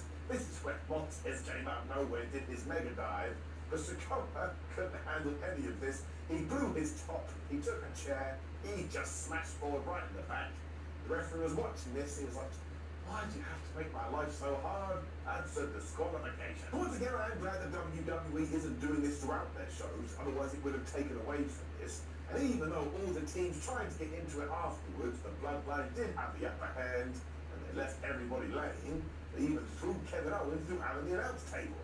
Damn. Remember we got to the end of SmackDown, and all point their fingers to the sky. So once again, I really hope the plans for Roman Reigns to come back soon, because you can just feel this is about to get to its fever pitch. That's when we need to get his music. Allah's murder. Doesn't go like that. For some reason, I'm losing my voice. You also want to make sure you give the fans what they want, so I am going to give this an up. Especially because again, fancy booking all the way to November. Yeah, buddy. I think we get the Bloodline. Yeah, buddy. That's going to be pretty damn good. We've also got this brand new Bloodline feeling even crazier than the other Bloodline 2, so overall I am going to give this SmackDown up. I'm very excited about Clash of the Castle because that crowd is going to be out of control. Drew McIntyre is probably about to win that world title in front of his home fans, and Piper Niven is going to get her moment too. That's nothing to do with anything here. Still getting up. Now, of course, please do comment below and let me know what you thought about last night's episode of SmackDown. Like the video, share the video, and subscribe. Check the video that's on the screen right now, which is ups and downs for AEW, because as I always say, we support all wrestling in this damn place. I want to take care of my friends. Have a great weekend. See you soon. Hi, it's me, MT. Stupid looking ass. How did you end up here? I hate him. I don't know why I hate him, bro. I really don't know why I hate him. I can really watch everybody fucking else review. Even when this motherfucker's at New Rockstar. I see too. As soon as I hear that fucking, hi, it's me, MT. Cancel. The fuck. Next show. What's poppin', acolytes? It's me, MT, and welcome back to the Heavy Spoiler Show, y'all. Heavy spoilers coming. So this nigga doing the Star Wars breakdowns. Almost threw my remote. I really almost threw my remote. Like, I really held myself back so hard. Y'all just don't know. Y'all just don't know. I really almost threw my fucking remote at Leonard's face. Real life. Because I feel like I would have. Oh, yeah. Oh, that would have hit. That would have hit newborn Lennox, too. Oh. Oh, bruh. Bruh, that really pissed me off. That doesn't make no fucking sense, bro.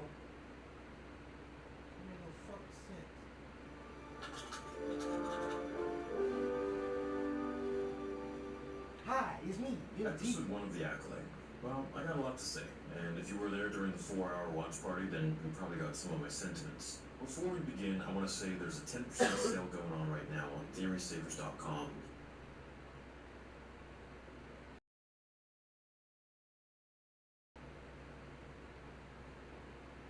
Hi, it's me. Evil guy. The master behind all of this. The Sith, if you will. I mean, it's a evil guy talking about killing Jedi with a red lightsaber. Call it a dark Jedi, a dark acolyte, a Sith, whatever you want to call it. It ain't a good guy. So keep that in mind as we continue the breakdown. The show begins with May. This is the evil twin, hell-bent on killing 4 Jedi Masters on some crusade for reasons that we're not too privy about yet. She enters a village, gets into a bar, challenges Carrie-Anne Moss to the death, who I was hoping was going to stay around for a little longer, gets bested by the Jedi Master. I don't even know her from Matrix, bro, and I was like, Harry to kill her? Finally throwing one last dagger at the barkeep, to which Jedi Trinity, I like to call her, saves the day by stopping it, but leaving her guard down to die by a dagger. Now, look, I don't want to nitpick, but I was surprised to learn that daggers are a little more lethal than lightsabers after the Kenobi show and how Anakin's lightsaber went right through Reva's chest, which wasn't effective, and then again Vader's lightsaber going through adult Reva and being ineffective. I don't know if that's a testament to lightsabers or to Reva's absolute OP power levels, but I guess we'll find out someday. We see May's light side twin, Osha, who wakes up on a ship when her buddy brags about the wild night that he and the crewmates had on Nar Shaddaa. Now, a bit of a backstory, Nar Shaddaa is just kind of like Star Wars Vegas. There isn't much law, you can kind of do anything you want, it's a crime world ran by the Hutts, and there's just a lot of scum and villainy there. We see Nemoidians enter the ship, and they no longer have their Asian accent that George Lucas had them with all throughout the prequel trilogy. Maybe these guys have a dialect, maybe they come from a different part of the galaxy. I don't know. But the thing that's making the rounds on the internet is that there's fire in space. Well, there was also fire in Episode 1, The Phantom Menace. Thank you! R2 saved the day at the beginning. Hey, yo! Wait, pause, bro. Hey, yo. Who I was watching? I was watching Real Rejects react to this bitch. Bruh. And dude was really not making a big deal about it, but he made it a point like, oh, so there's fire in space now? Like, this what we doing? Yeah, there's fire in space in Star Wars. I'm like, bro. That shit was so crazy. And then when I went to fucking social media, I kept seeing posts about it. I was like, oh, they really got a problem with this. Like, what the fuck? Like, that should not be a problem. That should not be a problem. Just like fucking Preview said, the last 30 seconds should have been a problem. Bruh. Real life, check me out. Real life, even though they kind of broke it down in the first episode, that second episode, that would have been a perfect ending instead of the Wookiee Jedi. The Wookiee Jedi would have been a perfect thing to bring in a title card, you know? Like, that would have, and then to just roll with it. Yeah! Now that I'm thinking about it, that's really how they should have went. They should have ended the second episode with the Sith. But start that motherfucker, I don't know, whatever. Got more of a suspension of disbelief, and this one's more of like a, let's kind of use the fire to do something here. They focus on it a little bit too much, which just sort of takes you out of the scene. That's when you can start questioning, wait, is this really possible in Star Wars? And, well, hey, it's Star Wars. None of this is really possible, but that's when you start to get the questions. Anyways, the Jedi arrive on the ship, and they're led by Jedi Knight Yord and another Jedi. It seems Yord used to have feelings for Osha, or they used to be close friends. He says he never thought he'd see her again. He kind of fills the audience on what the story is. Osha left the Jedi Order 6 years ago. She was found in a fire when she was around 8, and then they accused her of killing a Jedi Master. But of course, it was her twin, but none of them know this yet. They take her in a prison transport for questioning to Coruscant. It's nice to see Coruscant again, as Master Soul trains younglings. Then he speaks with Master Vernestra. The backstory is that Soul saved Osha and saved her from a fire on her home on Brundok as a kid. He doesn't believe that she killed the Jedi Master Trinity. Shit. They decide to keep this possibility hush-hush, as if it were to leak, their political enemies could use it against them. Now, I think...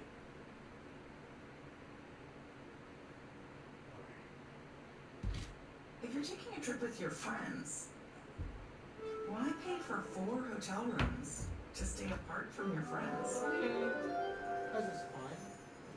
Get the fuck bitches. Get an Airbnb and stay together for less. Is that your new lease on Rogue? You won't believe this.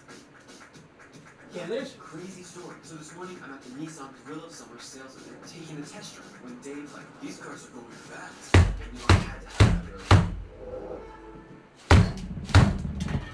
Keeping it hush-hush, kind of within the Jedi Council, I don't think they would keep this from Master Yoda. Osha is on the drop ship. It eventually goes down and she escapes. After saving one of the last inmates, he takes the last pod and she crash lands on some ice planet. As Master Soul observes his former apprentice's hologram, we see how he has still got this attachment to her. He's like a much more weak version of Qui-Gon Jinn, in my opinion. He kind of does his own thing, but he's not as confident or stoic as Qui-Gon. He's a little more emotional, I feel like. He recognizes that the Jedi aren't always right, and I think that's cool. He definitely steals the show. Osha wakes up, and she has a vision of May and herself when they were young, during the fire on their home world on Brendok. They speak with each other, and I feel like there's some sort of forced connection, forced dyad thing going on between them to facilitate this. Because they're answering each other's questions here, so it's, you know, there's some sort of a telepathy. Even though they don't know that one or the other is alive.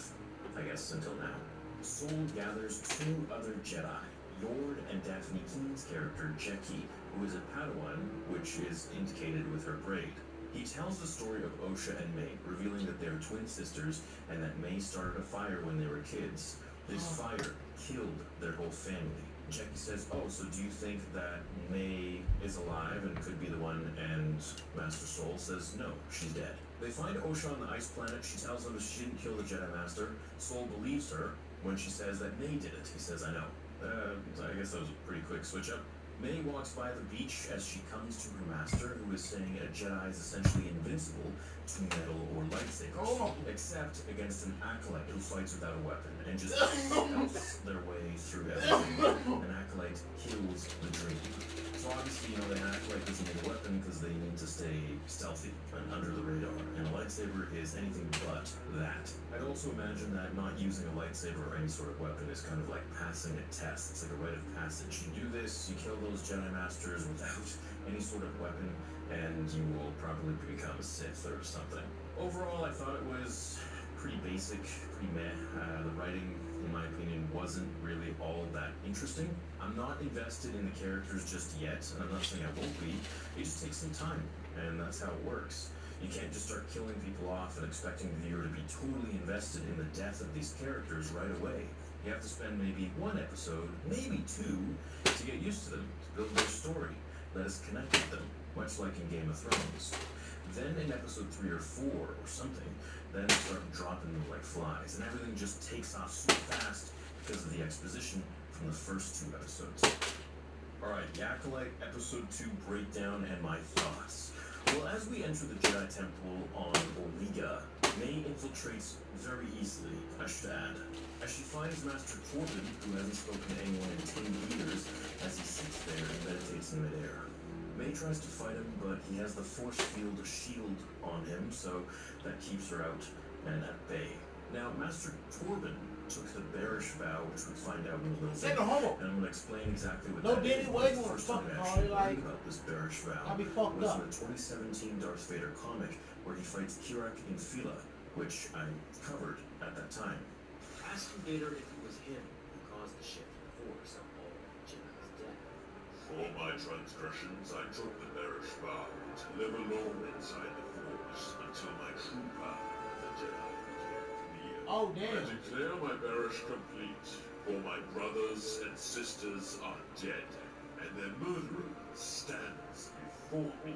I know my path, killer, and its end is also yours. That sounds like him. Meets Jackie and Soul speaks with Yord about the twin theory and how they could be working together, that he can't really trust them. Yord is very uptight and a very, very by-the-book Jedi. He's almost kind of like Obi-Wan, just, I don't think, as smart or talented. Vernestra speaks with Soul on hologram and confirms that it's May, Osha's twin sister. Sleeping Master Corbin. May goes to speak with a potions master at the apothecary who knows about her identity and her Sith master, so I'm guessing this guy is with her on all of this, or maybe as her guide. Kind of an underground potions, poison. No, it did not. Anyways, he makes her poison for This Torben, weak and ass she leaves. shit, bro. When she tells him not to tell the master about this, and this meaning the poison being a weapon, she makes a point that it wouldn't be good for him or her. Now, her master instructed her not to use any weapons to kill these 4 Jedi that she's trying to kill. The reason for this is because it leaves no trace of evidence behind, which, as you'll see in a minute, she ends up doing. And the other reason I think it's like a rite of passage, kind of, where if she was able to kill all these Jedi Masters without using a weapon, then she can become a Sith after that too. As Sol heads to Olega to speak with the Jedi Temple guys, who are kind of like mall cops, I feel like, May makes her way in and speaks to Torben, telling him she knows why he took the bearish vow.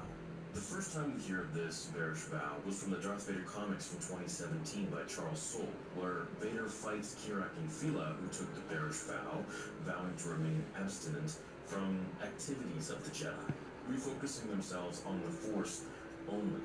For example, Kirak and Phila took the vow and didn't hide after Order 66 because, well, you don't partake in Jedi activities.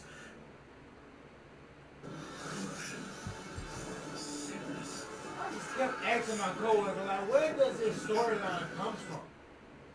I'm so confused. Which is then how Vader found him.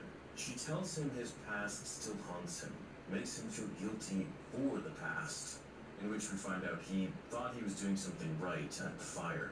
Now what this is, I can only assume, would be to leave without properly searching for May. He finally opens his eyes and speaks to her, saying he's waited for her for years. He takes the poison and ends himself due to guilt. He says he thought he and the Jedi were doing the right thing. I guess he was there at the fire all of those years ago. He drinks the poison and dies, but not, of course, before leaving the actual vial of evidence right there. The Jedi arrive at the scene of the crime, and Osha tells them the poison vial smells of Bunta. This is from her hometown.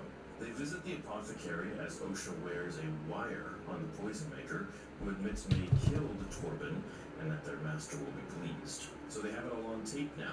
The Jedi infiltrate the shop very quickly, and he says all he knows, which is that May will be back tonight, and that she's trying to get revenge on 4 Jedi Masters, 2 of which are dead. And I guess the others are, of course, Kelnaka, the Wookiee, and then Sol.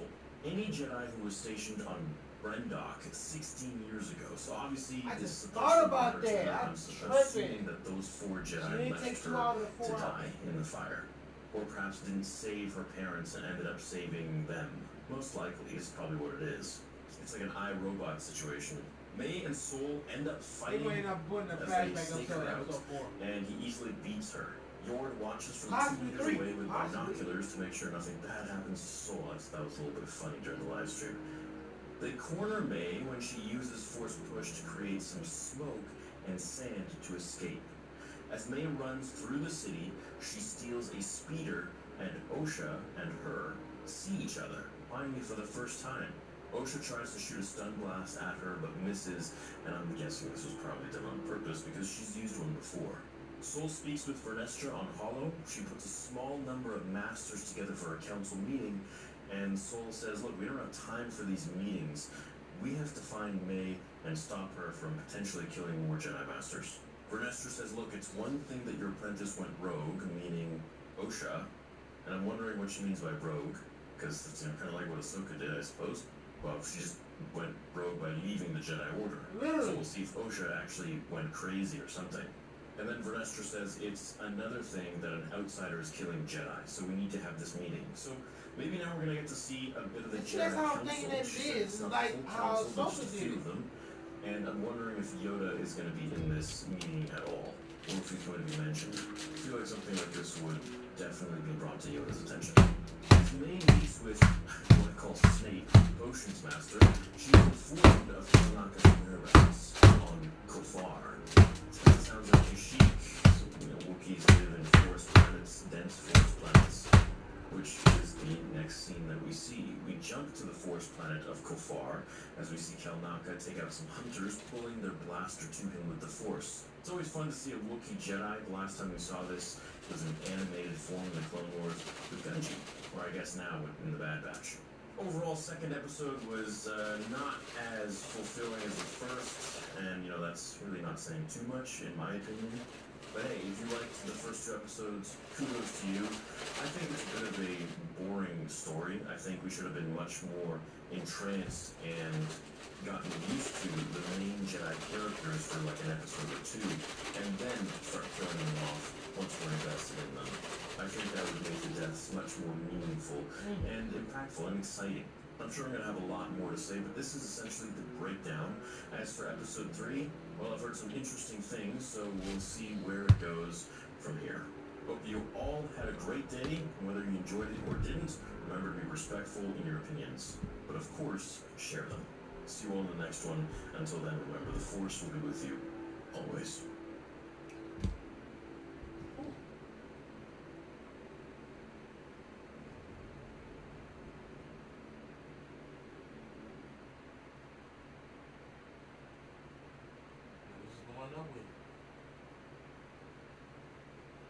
Scars don't have to be hidden.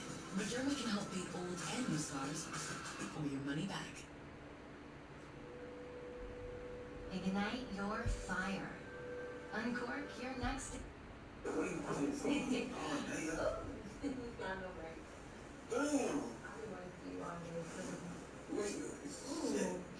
love the way your face now. Oh,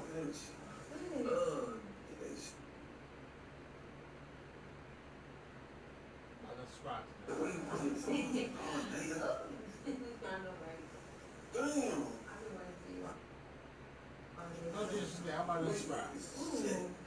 I love the way your face now. Oh, my God. So you that stuff you send in text, right?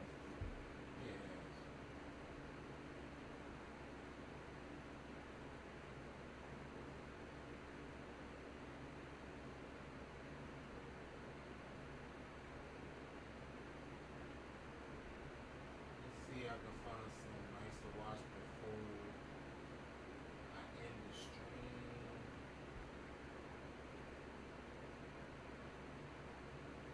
But I doubt I will.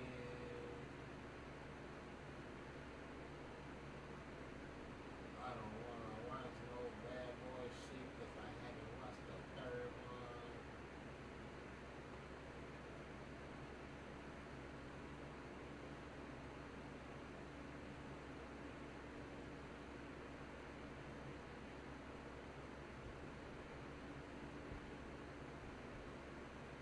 Fuck it. Wait. Wait.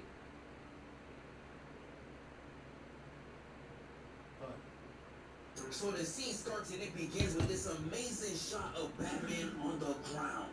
Look at him, they gotta get the angles right. And it's immediately followed up with this shot of Superman in the air. Like, the cameraman snapping right now. One thing about Snyder, that man can direct. He's not even 10 seconds in and he fed me 2 wallpaper moments. He don't miss. Superman lands and Batman hits us with the corniest line I done ever heard. Well, here I am. Man, you corny! See, I expect such corny lines from Marvel, but DC? Not just any DC character, but Bruce Wayne. Yeah. Not my goal, man. And my dog really hit the Max Mickelson, the freezer boat. Dare I say the Drumba. He really thought this was cold. He's looking like this right now. Superman walks up trying to press Bruce, and my dog is really walking. My fault. Well, here I am. Man, you corny! See, I expect such corny look. It starts and it begins with this amazing shot of Batman on the ground.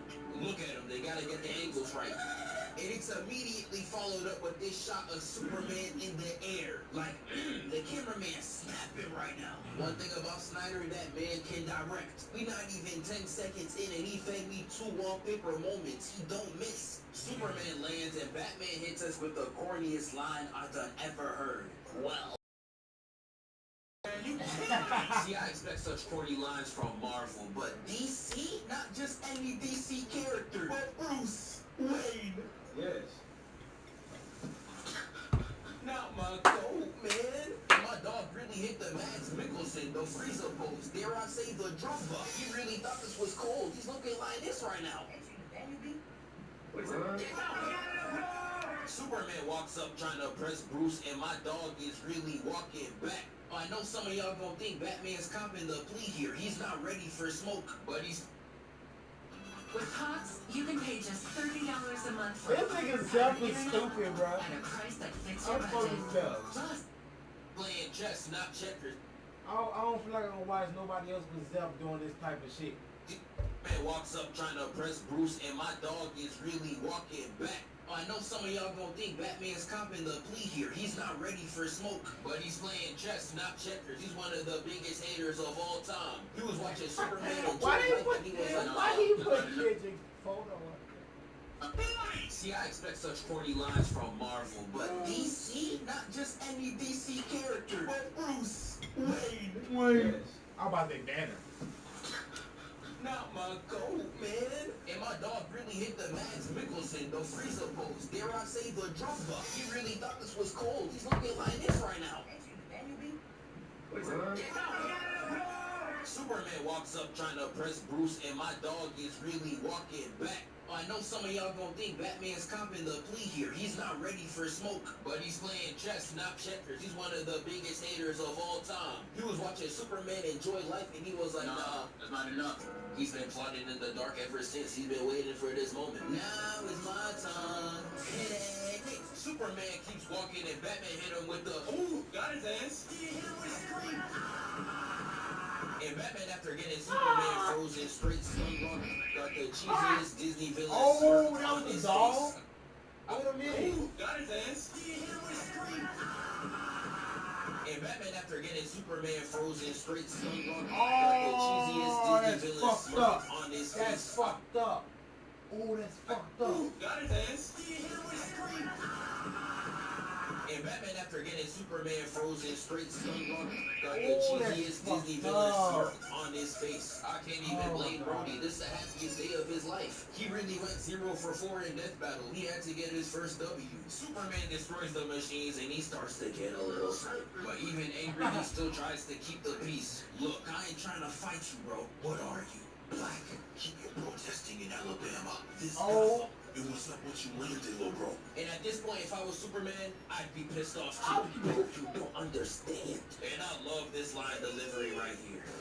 I understand. Oh, I know that man's breath is kicking right now. Hey, that's one of my favorite memes. That's one of my favorite memes, bro. Every time they put that in the fucking meme, bro, that'll give me a laugh. It can be some fire show or some nasty shit. It always gonna fit.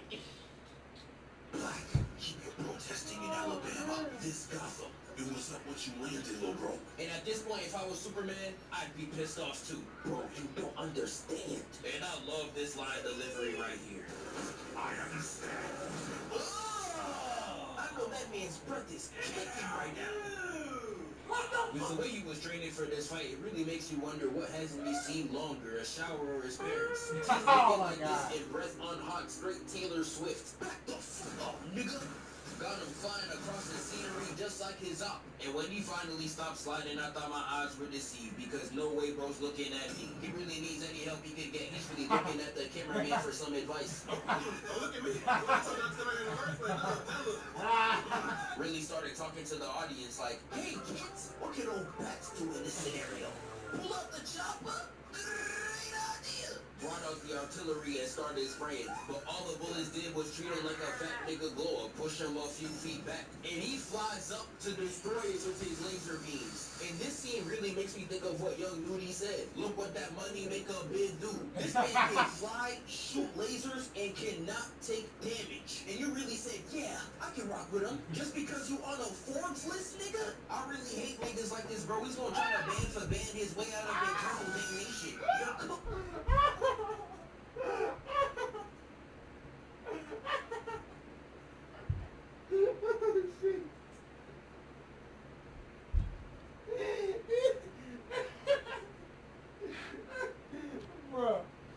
Bruh. Oh shit.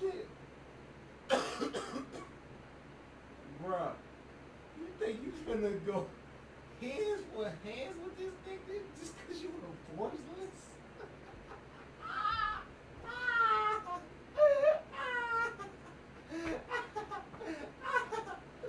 Bro, what?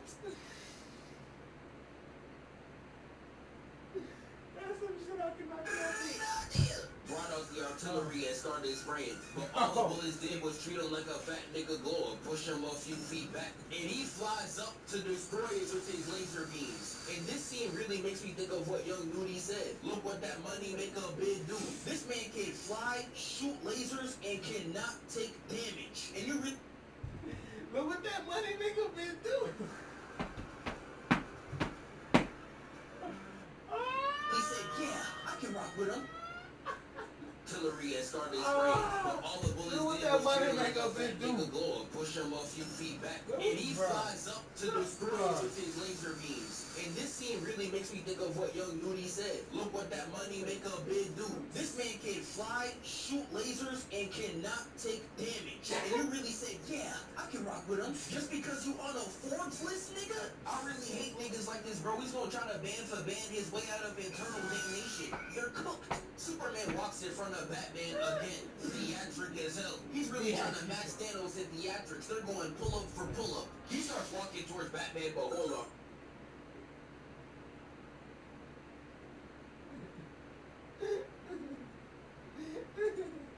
And it makes it more funnier because that reference was around the same time they released both of those movies. Cause this nigga references don't be consistent like that. But that was a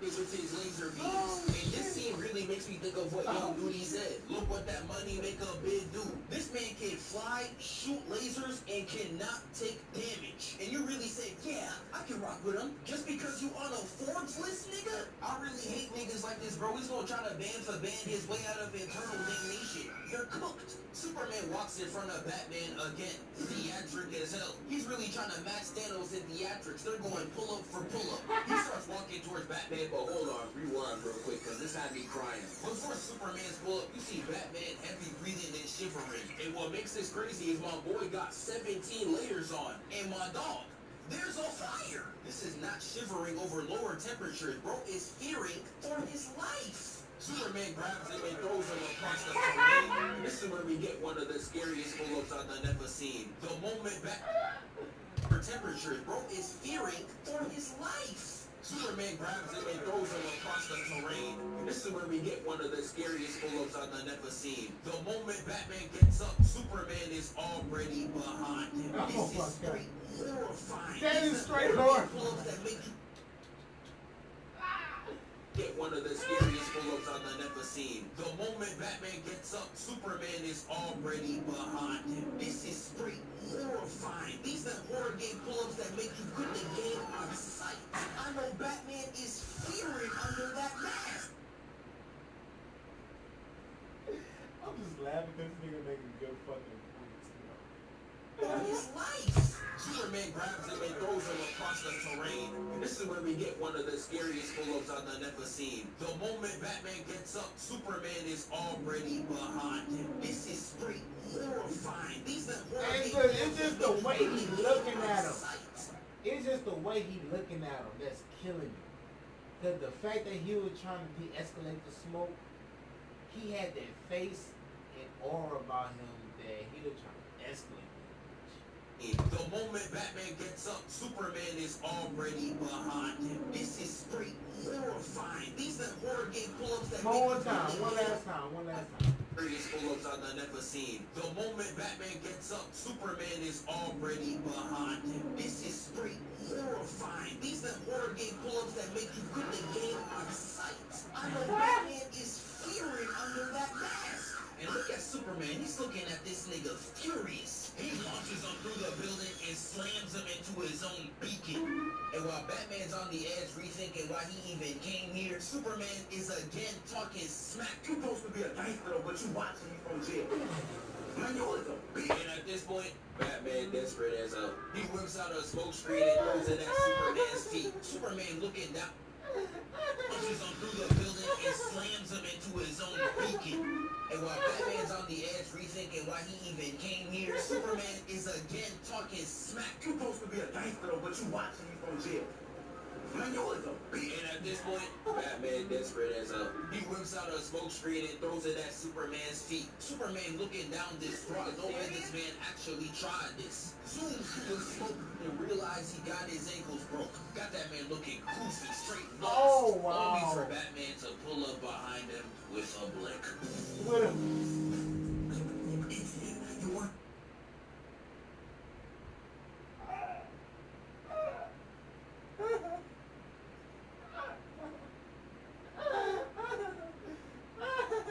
I guess it's this nigga vocabulary too, bro.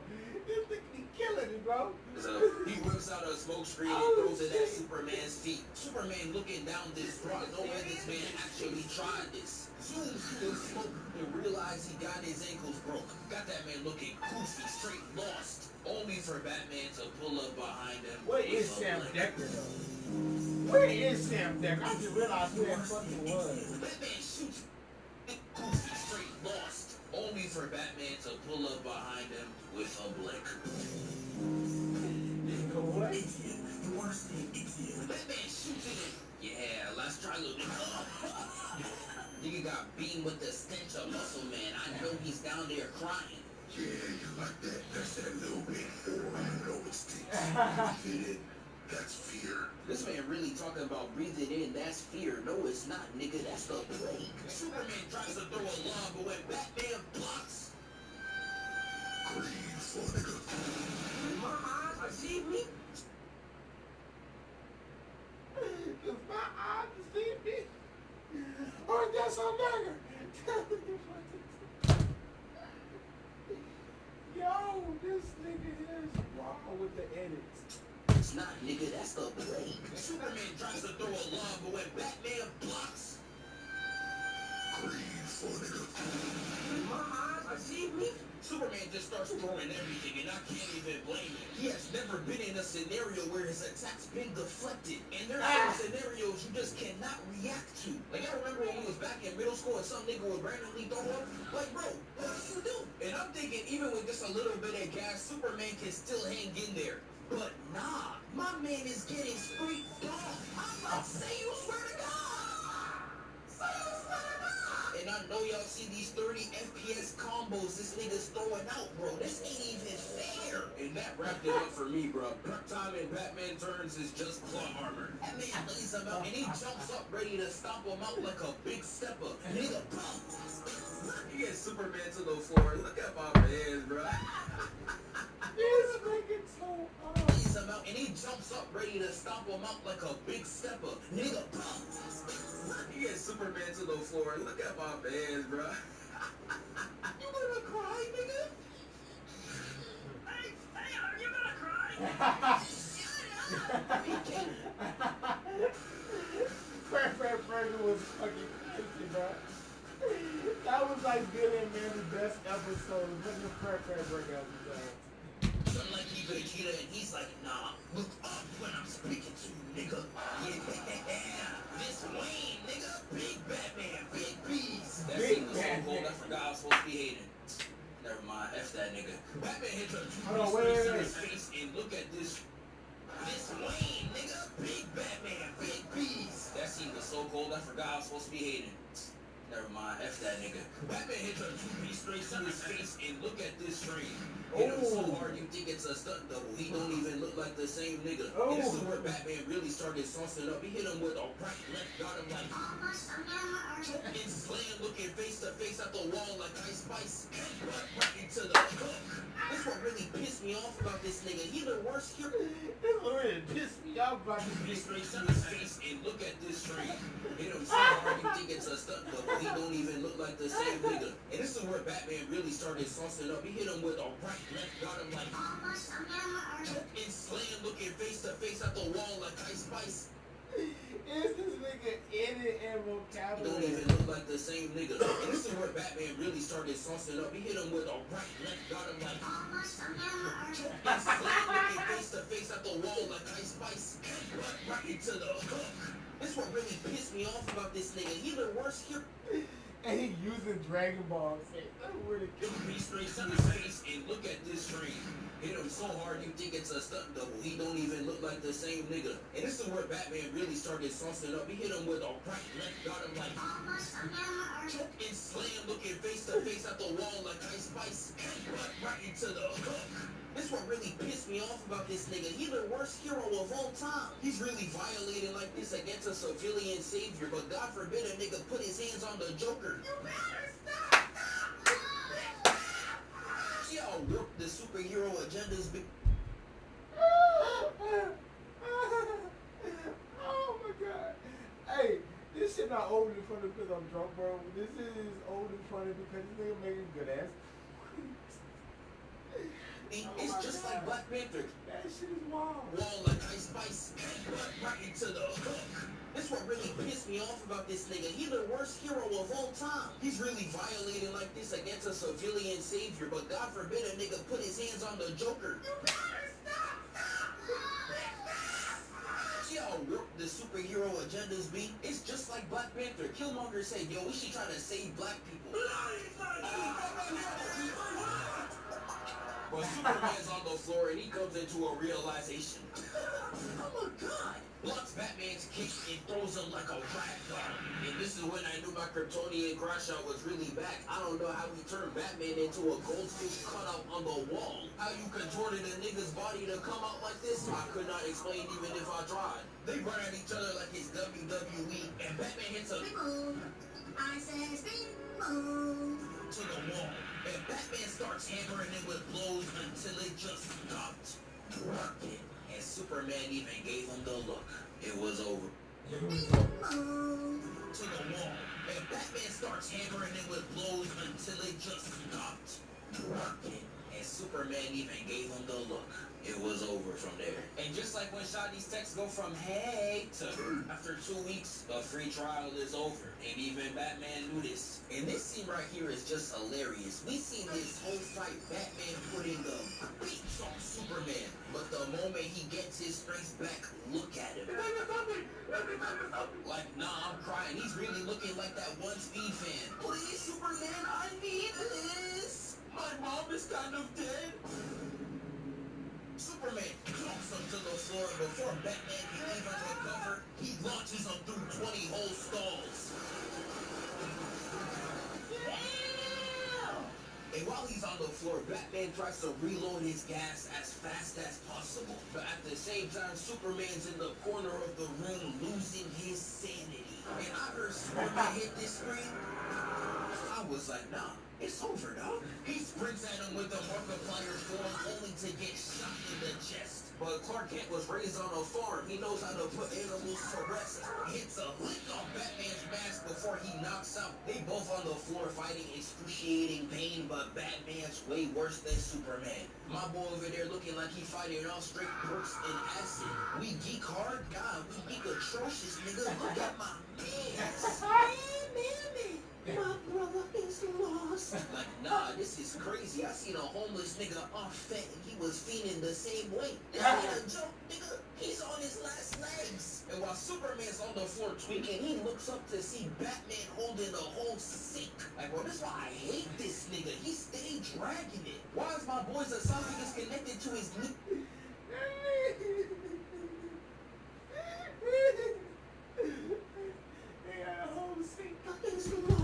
Like, nah, this is crazy. I seen a homeless nigga off fat and he was fiending the same way. This ain't a joke, nigga. He's on his last legs. And while Superman's on the floor tweaking, he looks up to see Batman holding the whole sink. Like, bro, that's why I hate this nigga. He stayed dragging it. Why is my boy's esophagus connected to his kneecap just because he jaywalked? He crashes it on his cranium, knocking Superman out. And just like the African niggas with the casket, started carrying Superman to his grave, throwing them to the bottom of the building. And in these moments of the fight, it really just shows child that doesn't have parents, bro. You let a nigga outside one time in the year. Why are you using Superman's body like you in the Olympics, nigga? You already won. Take the dumb and leave. Like, it's so crazy. You use this nigga to do this to any of the villains in Gotham? No, baby. While Superman's on the floor ready to face defeat, Batman grabs the Kryptonian spear ready to take him out. And now I see why Superman was on go when he saw him in Justice League. The reason he's trying to kill him makes no sense. Batman, why are you doing this? You were a good person, nigga. What, my nigga? What? But here's where we get the infamous Maria scene.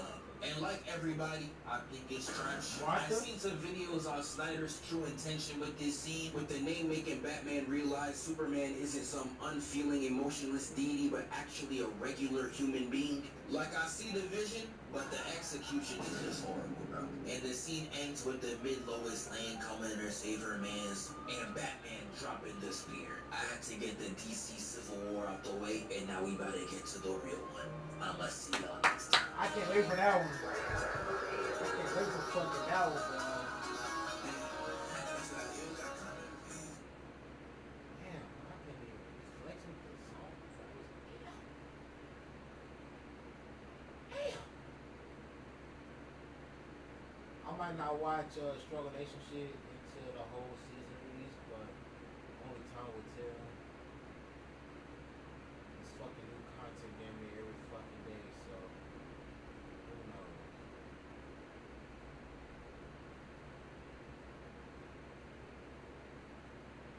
I booked this resort without lifting a finger. Okay, well, one finger. Free radicals are everywhere. Protect yourself against them with Baton. Why is your car in my driveway?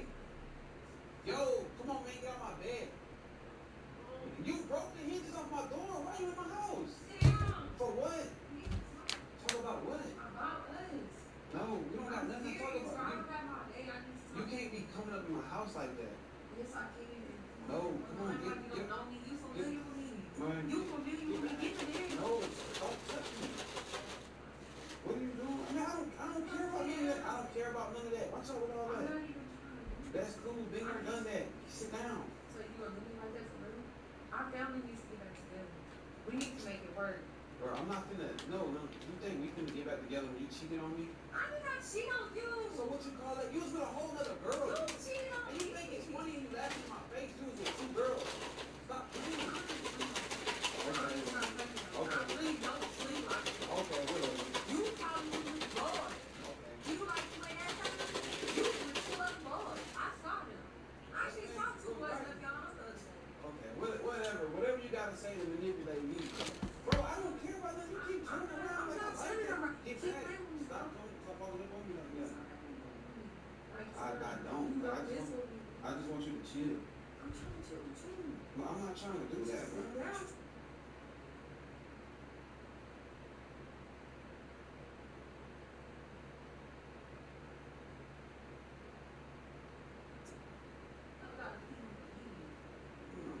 Listen, let me talk to you. Come. I'm gonna listen to what you're saying. Like, what You you gonna listen? Yeah. I'm gonna listen.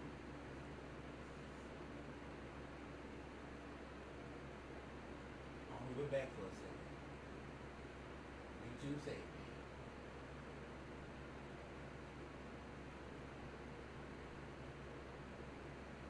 So I can watch one more video on the way out.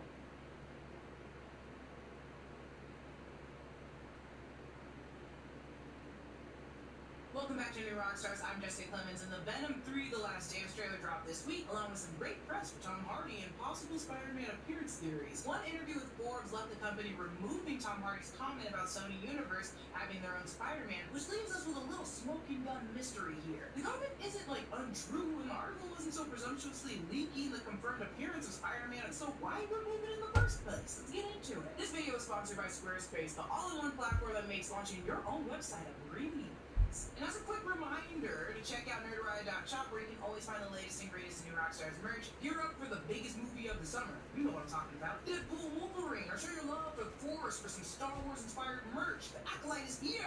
Grabbing some merch from nerdriot.shop is a great way to support the channel and all the work that we do here, breaking down all these properties for you each and every week. So get into it. Forbes' Jeff Conway released an article on June 3rd titled Tom Hardy shares new details about Venom: The Last Dance. In this article, Tom Hardy mentions Marvel Universe under Kevin Feige's management is doing so well. Spider-Man has gone to Feige's camp at Marvel, to me and Kelly, it's so important to pour in everything that we can to build on that opportunity. What was removed was a comment where Hardy says Spider-Man has gone to Feige's camp at Marvel, we have one at Sony. For those of you who don't know, Sony Pictures has owned the rights to Spider-Man and some of its associated characters for years now, and they have a deal with Marvel that allows them to use Spider-Man, so you'll always see that in association with Marvel before their movies. This war has been running and going on for a very long time, and Sony will never give up Spider-Man. However, in this interview, allegedly, Sony had Forbes remove the quote. Simply, it could be as manageable as Marvel has a plan for Spider-Man and doesn't want the fans to misconstrue Hardy's mentioning of both, or that simply it made fans believe there's a Spider-Man featured in this movie, and I'm just gonna get into all of it. The interview concludes with Hardy mentioning how they have to take big swings for the last one. He also mentions how Sony has their own Spider-Man, so disregarding Tom Holland's Spider-Man, could this highlight our fan-long theory that Venom is connected to Andrew Garfield's Spider-Man? Not only is that like a big swing, but technically the Sonyverse hasn't revealed their Spider-Man yet. In Morbius, some alluded to Spider-Man in the trailer, which was removed from the movie. And Madam Web marries pregnant and gives birth off-screen, and we still don't know if it's Peter beyond the naming during the baby shower. Plus, Tom Holland is too young for that timeline, and it's too late for Maguire and Garfield. Though Andrew could still exist in the Venomverse if Madam Web takes place in a different universe, which it must be because where are they during every event that has already happened?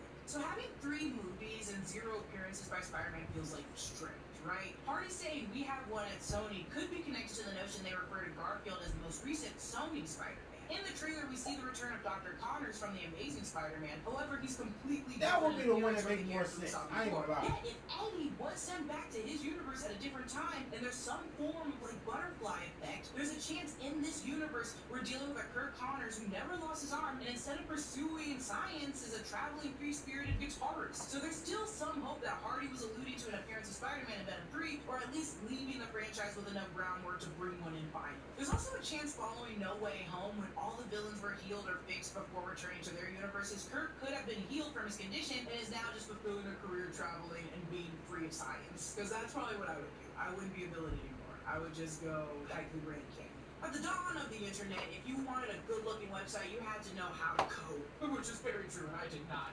It was truly the dark ages, but now it's easier than ever to make your own website and make it look great thanks to Squarespace. Squarespace is an all-in-one platform that provides you with everything you need to do whatever you need with your website. For instance, Squarespace makes it easy to sell merch. You can design your products, then save time and money by letting Squarespace handle production, inventory, and shipping. If you're selling any other kind of physical goods, digital goods, or even a service, Squarespace makes it easy to build your storefront and grow your business. Squarespace has a massive asset library with everything you could possibly need, whether you're building your first website or polishing up one you've already got. Squarespace makes it super easy to customize your look, update content, add features, and make your website work exactly the way you want it to. Just head to squarespace.com for a free trial, and when you're ready to launch, go to squarespace.com/newrockstars to save 10% off your first purchase of a website or a domain. Regarding money, though, Garfield and Maguire's return to Spider-Man's costumes was well received by fans and critics 3 years ago, so bringing him back would surely bring in a lot more money. When you say Spider-Man has gone to Feige's camp at Marvel, we have one at Sony. In the present tense, it's hard to not acknowledge the critically acclaimed Spider-Man Miles Morales, whose movie has already shared a cameo with Spider-Man and Across the Spider-Verse. That cements it's in a different universe, sure, but the Venom trailer shows us that the variant worlds are possible. Miles can also jump to different universes with that watch. Saying Spider-Man has gone to Feige's camp at Marvel and we have one at Sony, also broken down just means Holland's with the MCU and we have Miles Morales. And I think a big, fun swing and takeaway, instead of believing it's a made-up, mysterious Spider-Man that can enter the Sonyverse, what if it's a Spider-Man we've already seen in Across the Spider-Verse? What if the Venomverse is home to Gwen or Hovey or one of the many others? That way, his line of we have one at Sony could be any of the acclaimed Spider-Man in the Miles Spider-Verse. Will I really think the surprise cameo of Spider-Man in Venom 3 will be Miles? No,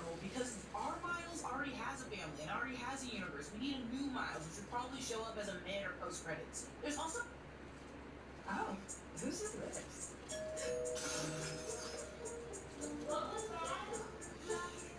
I wanted a house. She did too. Pizza. What did you break? I knew I couldn't do it on my own. Food's here. So we thought, why not go along together? Okay. That's why I'm home together got real. That was my good face, wasn't it?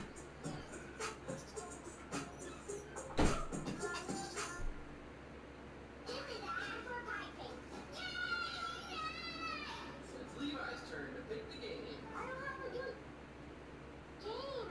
You're taking too long. Mom, Dad, we found the best game ever. This is my chance. Okay, come on.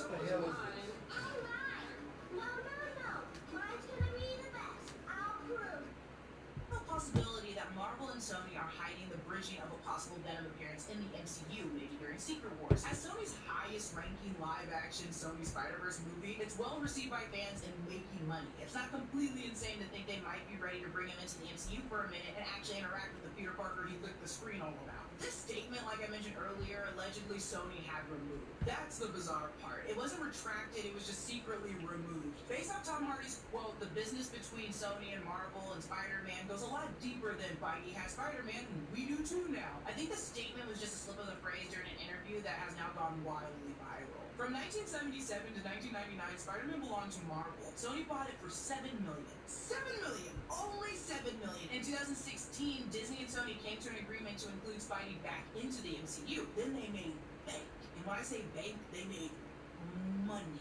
Moolah. This is when Sony, in association with Marvel, launched Sony Spider-Verse, SSU, along with $3 billion streaming agreement with Netflix and Disney. God dang. So this is a partnership that understandably Sony doesn't want to lose. It's a money-making platform. But a hero is nothing without their team. And that SSU team is in, better words, heinous. Because the Sony Spider-Verse is not that great with their villains right now. And this is why everyone's begging Sony to just give Spidey back to Marvel, but with Sony Animation's Miles Morales, I don't think they will. Also, there's that leak that came out from legal licensing agreement between Sony and Marvel in 2011 that listed as mandatory that Spider-Man can't be homosexual and Peter Parker can only be white and also heterosexual. So Sony probably doesn't want any confusion, especially after this horrendous, weird leaks drop. Personally, I think Hardy said a very normal thing, but us fans will absolutely dissect it. However, a piece of me thinks saying one at Sony is very powerful, and the folks even at Sony recognize there are two Spider-Men popularized right now, and they both are fan favorites. I don't need to see Andrew Garfield. I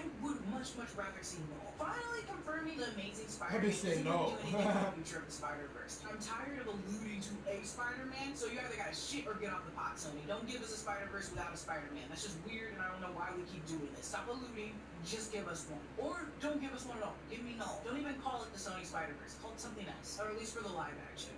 You can keep the animation. I love Miles Morales. And that's it on my harassment of Sony to get a new Spider-Man, or just to stop saying they're gonna bring Spider-Man and never bring him here. Follow me on Instagram and Twitter at Lulu_Clemens. Follow New Rockstar, subscribe to New Rockstars for more analysis of everything you love. Thanks for watching, and I'll see you guys later.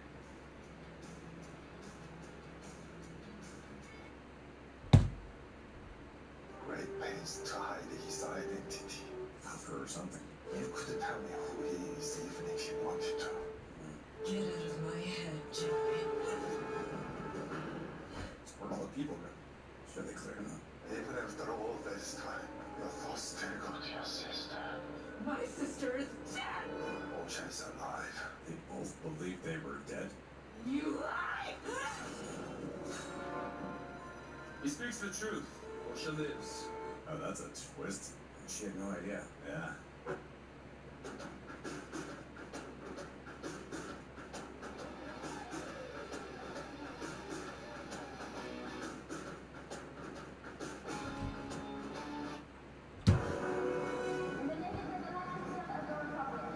You are under arrest.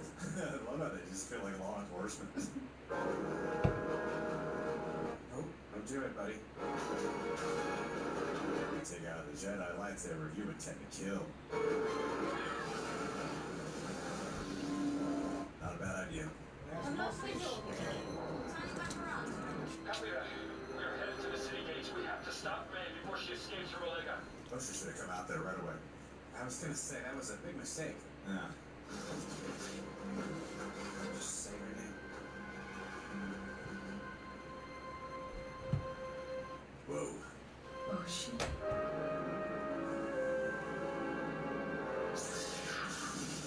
Set the stun. Alright, either she's studying to become a stormtrooper, or that was intentional. Yeah. It was a terrible shot. Especially that much blast radius. I have convened a small council to discuss next steps. With respect, we don't have time for talks, Master Blaster. Yeah, Master. We need to strategize. But we know where she's going next. We must We move. can make decisions like this without meaningful discussion, so we will see you soon. Those idiots. It's the hubris of the boat. Yeah, the hubris of the Jedi Order. I don't know what hummus has to do with any of this. I would just bring whatever the other Jedi's name is. Delmaka. You sold me out to the Jedi. It's just... I should kill you for betraying me like this. I can make it up to you. I can get us out of this city. Go where? Kofar, relaxing force retreat in the Outland, where the Wookiee Jedi lives. You found Kelmaka. Who? Oh, she's alive. I know. Come on. Samuel Tarly of the Jedi Order. Go far. Beautiful.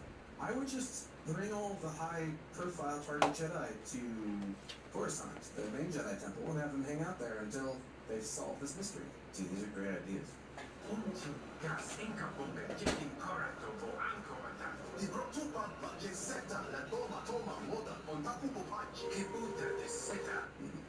Draft theories.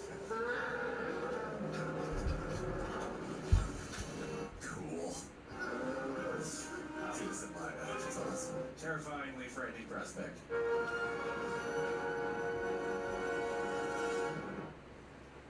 Alright, Leslie Headland. Way to go. Killing it. Way to go, Leslie Headland. I love it. If y'all don't know what that means, Two episodes down. It's amazing. Yeah. I wonder if that's why Yoda loves the Wookiees. Why? I don't understand where you're going with this. Because he was buddies with Kelmaka. I don't know. Interesting. Yeah. Well, guys, if you're listening to us on Apple and Spotify, we just watched Acolyte episode 1 and 2. Now, Michael, Tesla, and I are going to review this episode as one giant episode. Overall, it was a good journey. It's got some ups. It's got some mids, I would say. And I feel like some of these mids might actually improve to ups because it's beginning stages, so they're probably getting some things out of the way. My mids are very specific, but there's a lot to appreciate about it simultaneously. Overall, yeah, I think I enjoyed it. I think I enjoyed it quite a bit, and I'm looking forward to discussing this with you, where Michael's going to monologue extensively, probably talk about theories, probably talk about lore, probably try to connect it to some stuff, and then maybe not even review the actual episode, because you're going to get so caught up in talking about that stuff. Michael, what you think? Fuck, what do you think? Outer space and leg room. That's more like it. The free Anyway, roll look at this Lexus ball right here. GX. I'm gonna get off. T-Mobile savings, take one. Focus, here's a look. At T-Mobile, you get tons of benefits and you can still save versus the other guys. Oh, that's good. Check out the T-Mobile savings calculator to see how much you can save.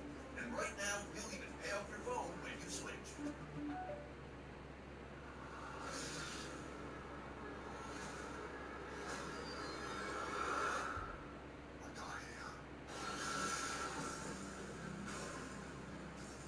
Hey, welcome back to Street Cred. That I'm was Ryan so here. gangster. The Saul Acolyte got is doing killed something in no that Star Wars scene. movie or show has done since the But I hope that don't happen. The show will take us 100 years before the prequels, and it is set in the High Republic era.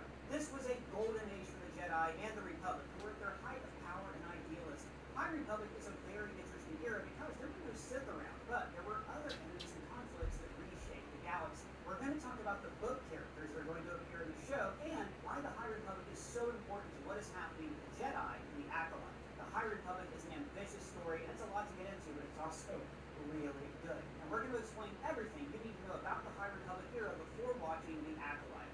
For over 1,000 generations, the Jedi Knights were the guardians of peace and justice of the old Republic, before the Dark Times, before the Empire. The Acolyte is set 100 years before the prequels, taking place at the tail end of the High Republic era in about the year 132 BBY. BBY standing for Before the Battle of Yavin. For reference, the Phantom Menace is set in 32 BBY. The High Republic era starts at around 500 BBY, but the main story is set at 232 BBY. So what's the story with the High Republic? Well, the High Republic is a sprawling story that is told across many novels, young adult novels, comic books, children's books, and even a kid's cartoon.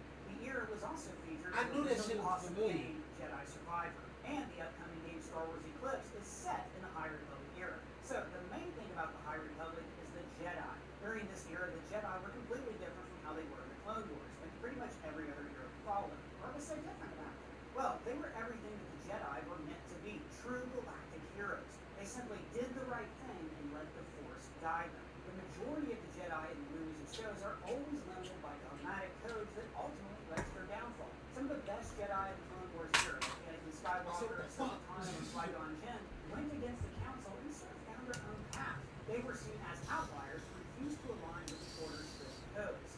Do not defy the Council, Master, not again. I shall do what I must.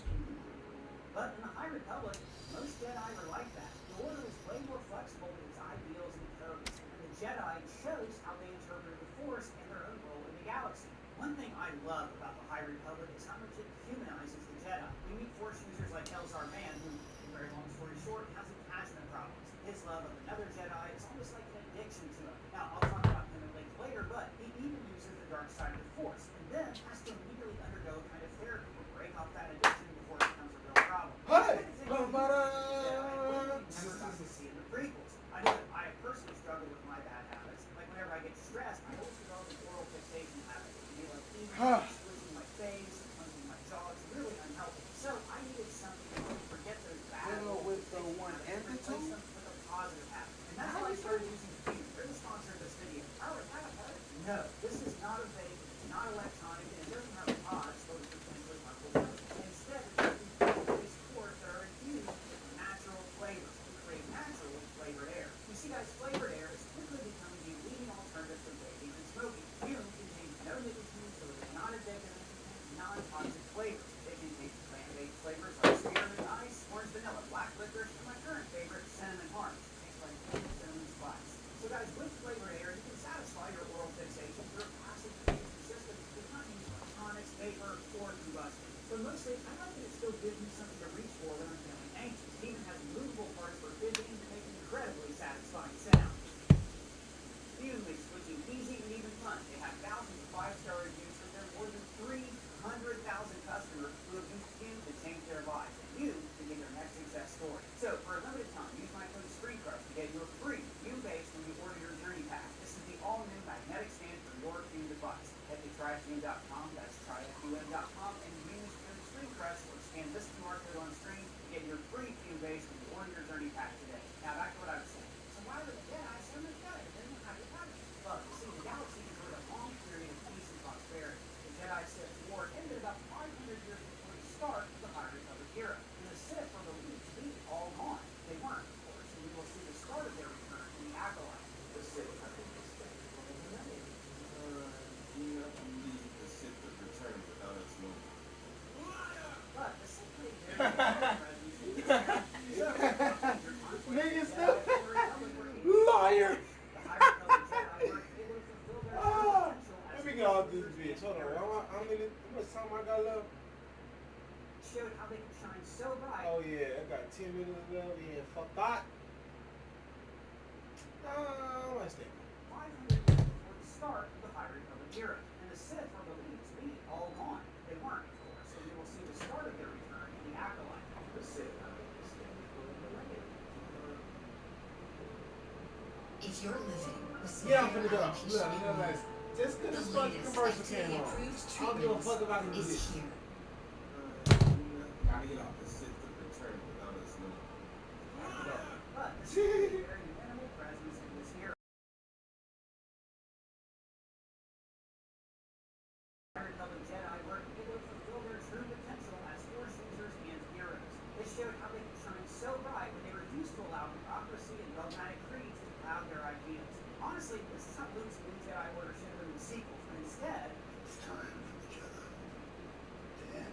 purity of the Jedi is highlighted by their gold and white robes. They also wielded lightsabers with unique and various designs and colors. The Jedi were spread out across the galaxy, and they were ready to help anyone who needed their help, no matter what. Because that's what heroes do. The Jedi could also take on different roles, like healers, investigators, and my personal favorite, the way seekers, who operate independently from the Council, and instead they let the Force guide them fully. The Jedi of this era were also way more attuned to the Force, and this unlocks special abilities that we don't usually see in Star Wars. Like, for example, Avar Kriss, who is one of the best characters in the High Republic. She perceives the Force as music, so she can create this telepathic bond with other Jedi, sort of like Professor X in the X-Men.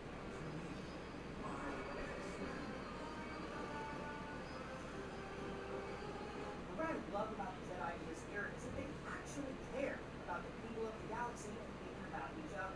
There's still that pesky no attachment rule, but the Jedi develop strong relationships and friendships. There's a lot more of that kind of Anakin and Obi-Wan romance during this era.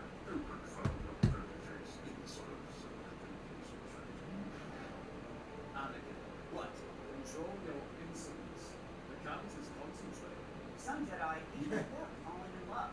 The most compelling aspect of the Jedi in this era is that they don't shun members who make mistakes or even have brushes with the dark side. For example, Elzar Mann, who is one of my favorite characters in High Republic, almost falls to the dark side at one point. Without spoiling anything major, in case you want to get into the series, Elzar is basically this era's Anakin, but without going full Vader. Hold on. He's in love with the other Jedi I mentioned, Agar Chris. Elzar sees terrible visions of the future, and when they come true, in his anger, he touches and uses the dark side. But when Elzar tells his best friend, Stellan Gios, to touch the dark side, Stellan doesn't immediately condemn Elzar. Instead, he offers his support and helps him work through things. And Elzar goes on a sabbatical and he finds his way back into the light, without having any urge to slaughter younglings. It's not fair. If something like that had happened in the prequel era, Elzar would have been expelled from the Order and probably in prison. It's something so simple, but this really shows the stark difference between the High Republic Jedi and the ones in the prequels, and even the Jedi in the New Republic era. I've seen this raw strength of the ones before, and then sign up. It keeps saying anything. It doesn't know. This is the reason why the Jedi of the High Republic rock. I just realized at that moment she realized she was out. Yeah, she realized she was out. But there's one character that you need to know, and that is Vanessa Rouge. She is a Jedi that will appear in the Acolyte. I sense this is only a small part of a larger plan. Vanessa is the youngest Jedi Master ever. We're on this concept, but we're not ready to this. What? Vanessa has this force ability that sort of works like a spidey sense. Spidey sense is crazy. And when she travels in hyperspace, she sees visions of the future. Vanessa does not use a traditional lightsaber. Instead, she's got a purple light whip. After losing someone Dope, that's her. That's and dope. Moving Sith Return the Acolyte, it's going to be really interesting how Vanessa reacts. Because she was I can't the wait to last see her in the Jedi who field. had a brush with the dark side. The young Jedi, Enrique Taros, becomes obsessed with revenge and almost falls to the dark side, even attacking Vanessa. Henry and Vanessa are friends, and she helps him overcome his anger. She becomes his master and teaches him to be better. Anakin, sons of Palpatine is evil. Although, with the Sith poking their heads out in the Acolyte, the Jedi would stop being so understanding and open with their ideals. And this explains why the Jedi are the way they are in the Clone Wars era, which is so ironic because we know what's going to happen to the Jedi, and it's all their fault. Anyways, during the High Republic era, the Jedi weren't hogtied with a self-serving Republic. And that's because the Jedi were a completely separate entity from the Republic, so they didn't have to answer to the Senate. But the Republic was also doing really good work in this era. It was an age of expansion and exploration. The Jedi and the Republic worked together to start new hyperspace routes across the galaxy. This allowed them to improve life for Because outside of the if that was fucking Yoda, outer territories. and he knew about the Sith this whole time and try to downplay it when fucking Darth Maul popped up, oh my god. Oh That my is god. very true. Pirates, Oh my bounty god. hunters, smugglers, and Mandalorians. I'm pissed. Do not let me see Yoda in this fucking shit. In this show, I swear to God. The Republic built a space Swear to station God. that serves a beacon Ooh, in the don't let me. outer Ooh, don't do it. Starlight Beacon. Don't So do it's it. a nicer version of I'm ready to Pixar? turn the No, show off. no, A it's real a life nicer will. build, a type of light constant cultural center. I'm not, Think of it but like the I'm Citadel pissed in like I Aztec. want to. And this brings us to the story, starting with Phase 1. Phase 1, wow, it seems so weird. Well, sort of. The High Republic story is divided into 3 phases. Phase 1 starts at 382 BBY, and then Phase 2 jumps 150 years in the past and explores the events that led to what happens in Phase 1. And then Phase 3 continues the stories from Phase 1, now with the context of the past from Phase 2. Ah, so it's like the movies. Like the original trilogy, and then the prequels, and then the sequels. That's a really good point. I didn't think of it like that. High five. So, the High Republic opens with the first book in the series, Light of the Jedi. The golden age of peace and prosperity is cut short when the great hyperspace disaster happens. The freight transport called the Legacy Run is mysteriously destroyed while traveling in hyperspace. Now the ship is torn apart, and debris are shot out of hyperspace, raining fire on many worlds across the galaxy. This is the inciting incident of the High Republic series. The Legacy Run was destroyed by a mysterious new enemy called the Nihil. Are they Sith? No, they have nothing to do with the Sith, at least as far as we know. Nihil are basically space Vikings. They're marauders and pirates who oppose the Republic's expedition in the Outer Rim. The Nihil can access hyperspace lanes that were impossible to traverse by anyone else. How do they do that? Well, this is because they have a special captain, a Force-sensitive woman named Mary Santaka. She uses the Force to find these special paths. The Nihil have special engines that allow them to attack ships while they're in hyperspace. And this is how they destroyed the Legacy Run. But there's more. There's a deeper layers of these villains. The Nihil are led by Marchion Rouge. Rouge's family was part of a Jedi-hating cult called the Path of the Open Hand. They believe that use of the Force should not be allowed because it can lead to death and destruction in the galaxy. Yeah, well, you know, that's just like your opinion there. Refresh the summer back with ZigZag. Join ZigZag with all of your resources.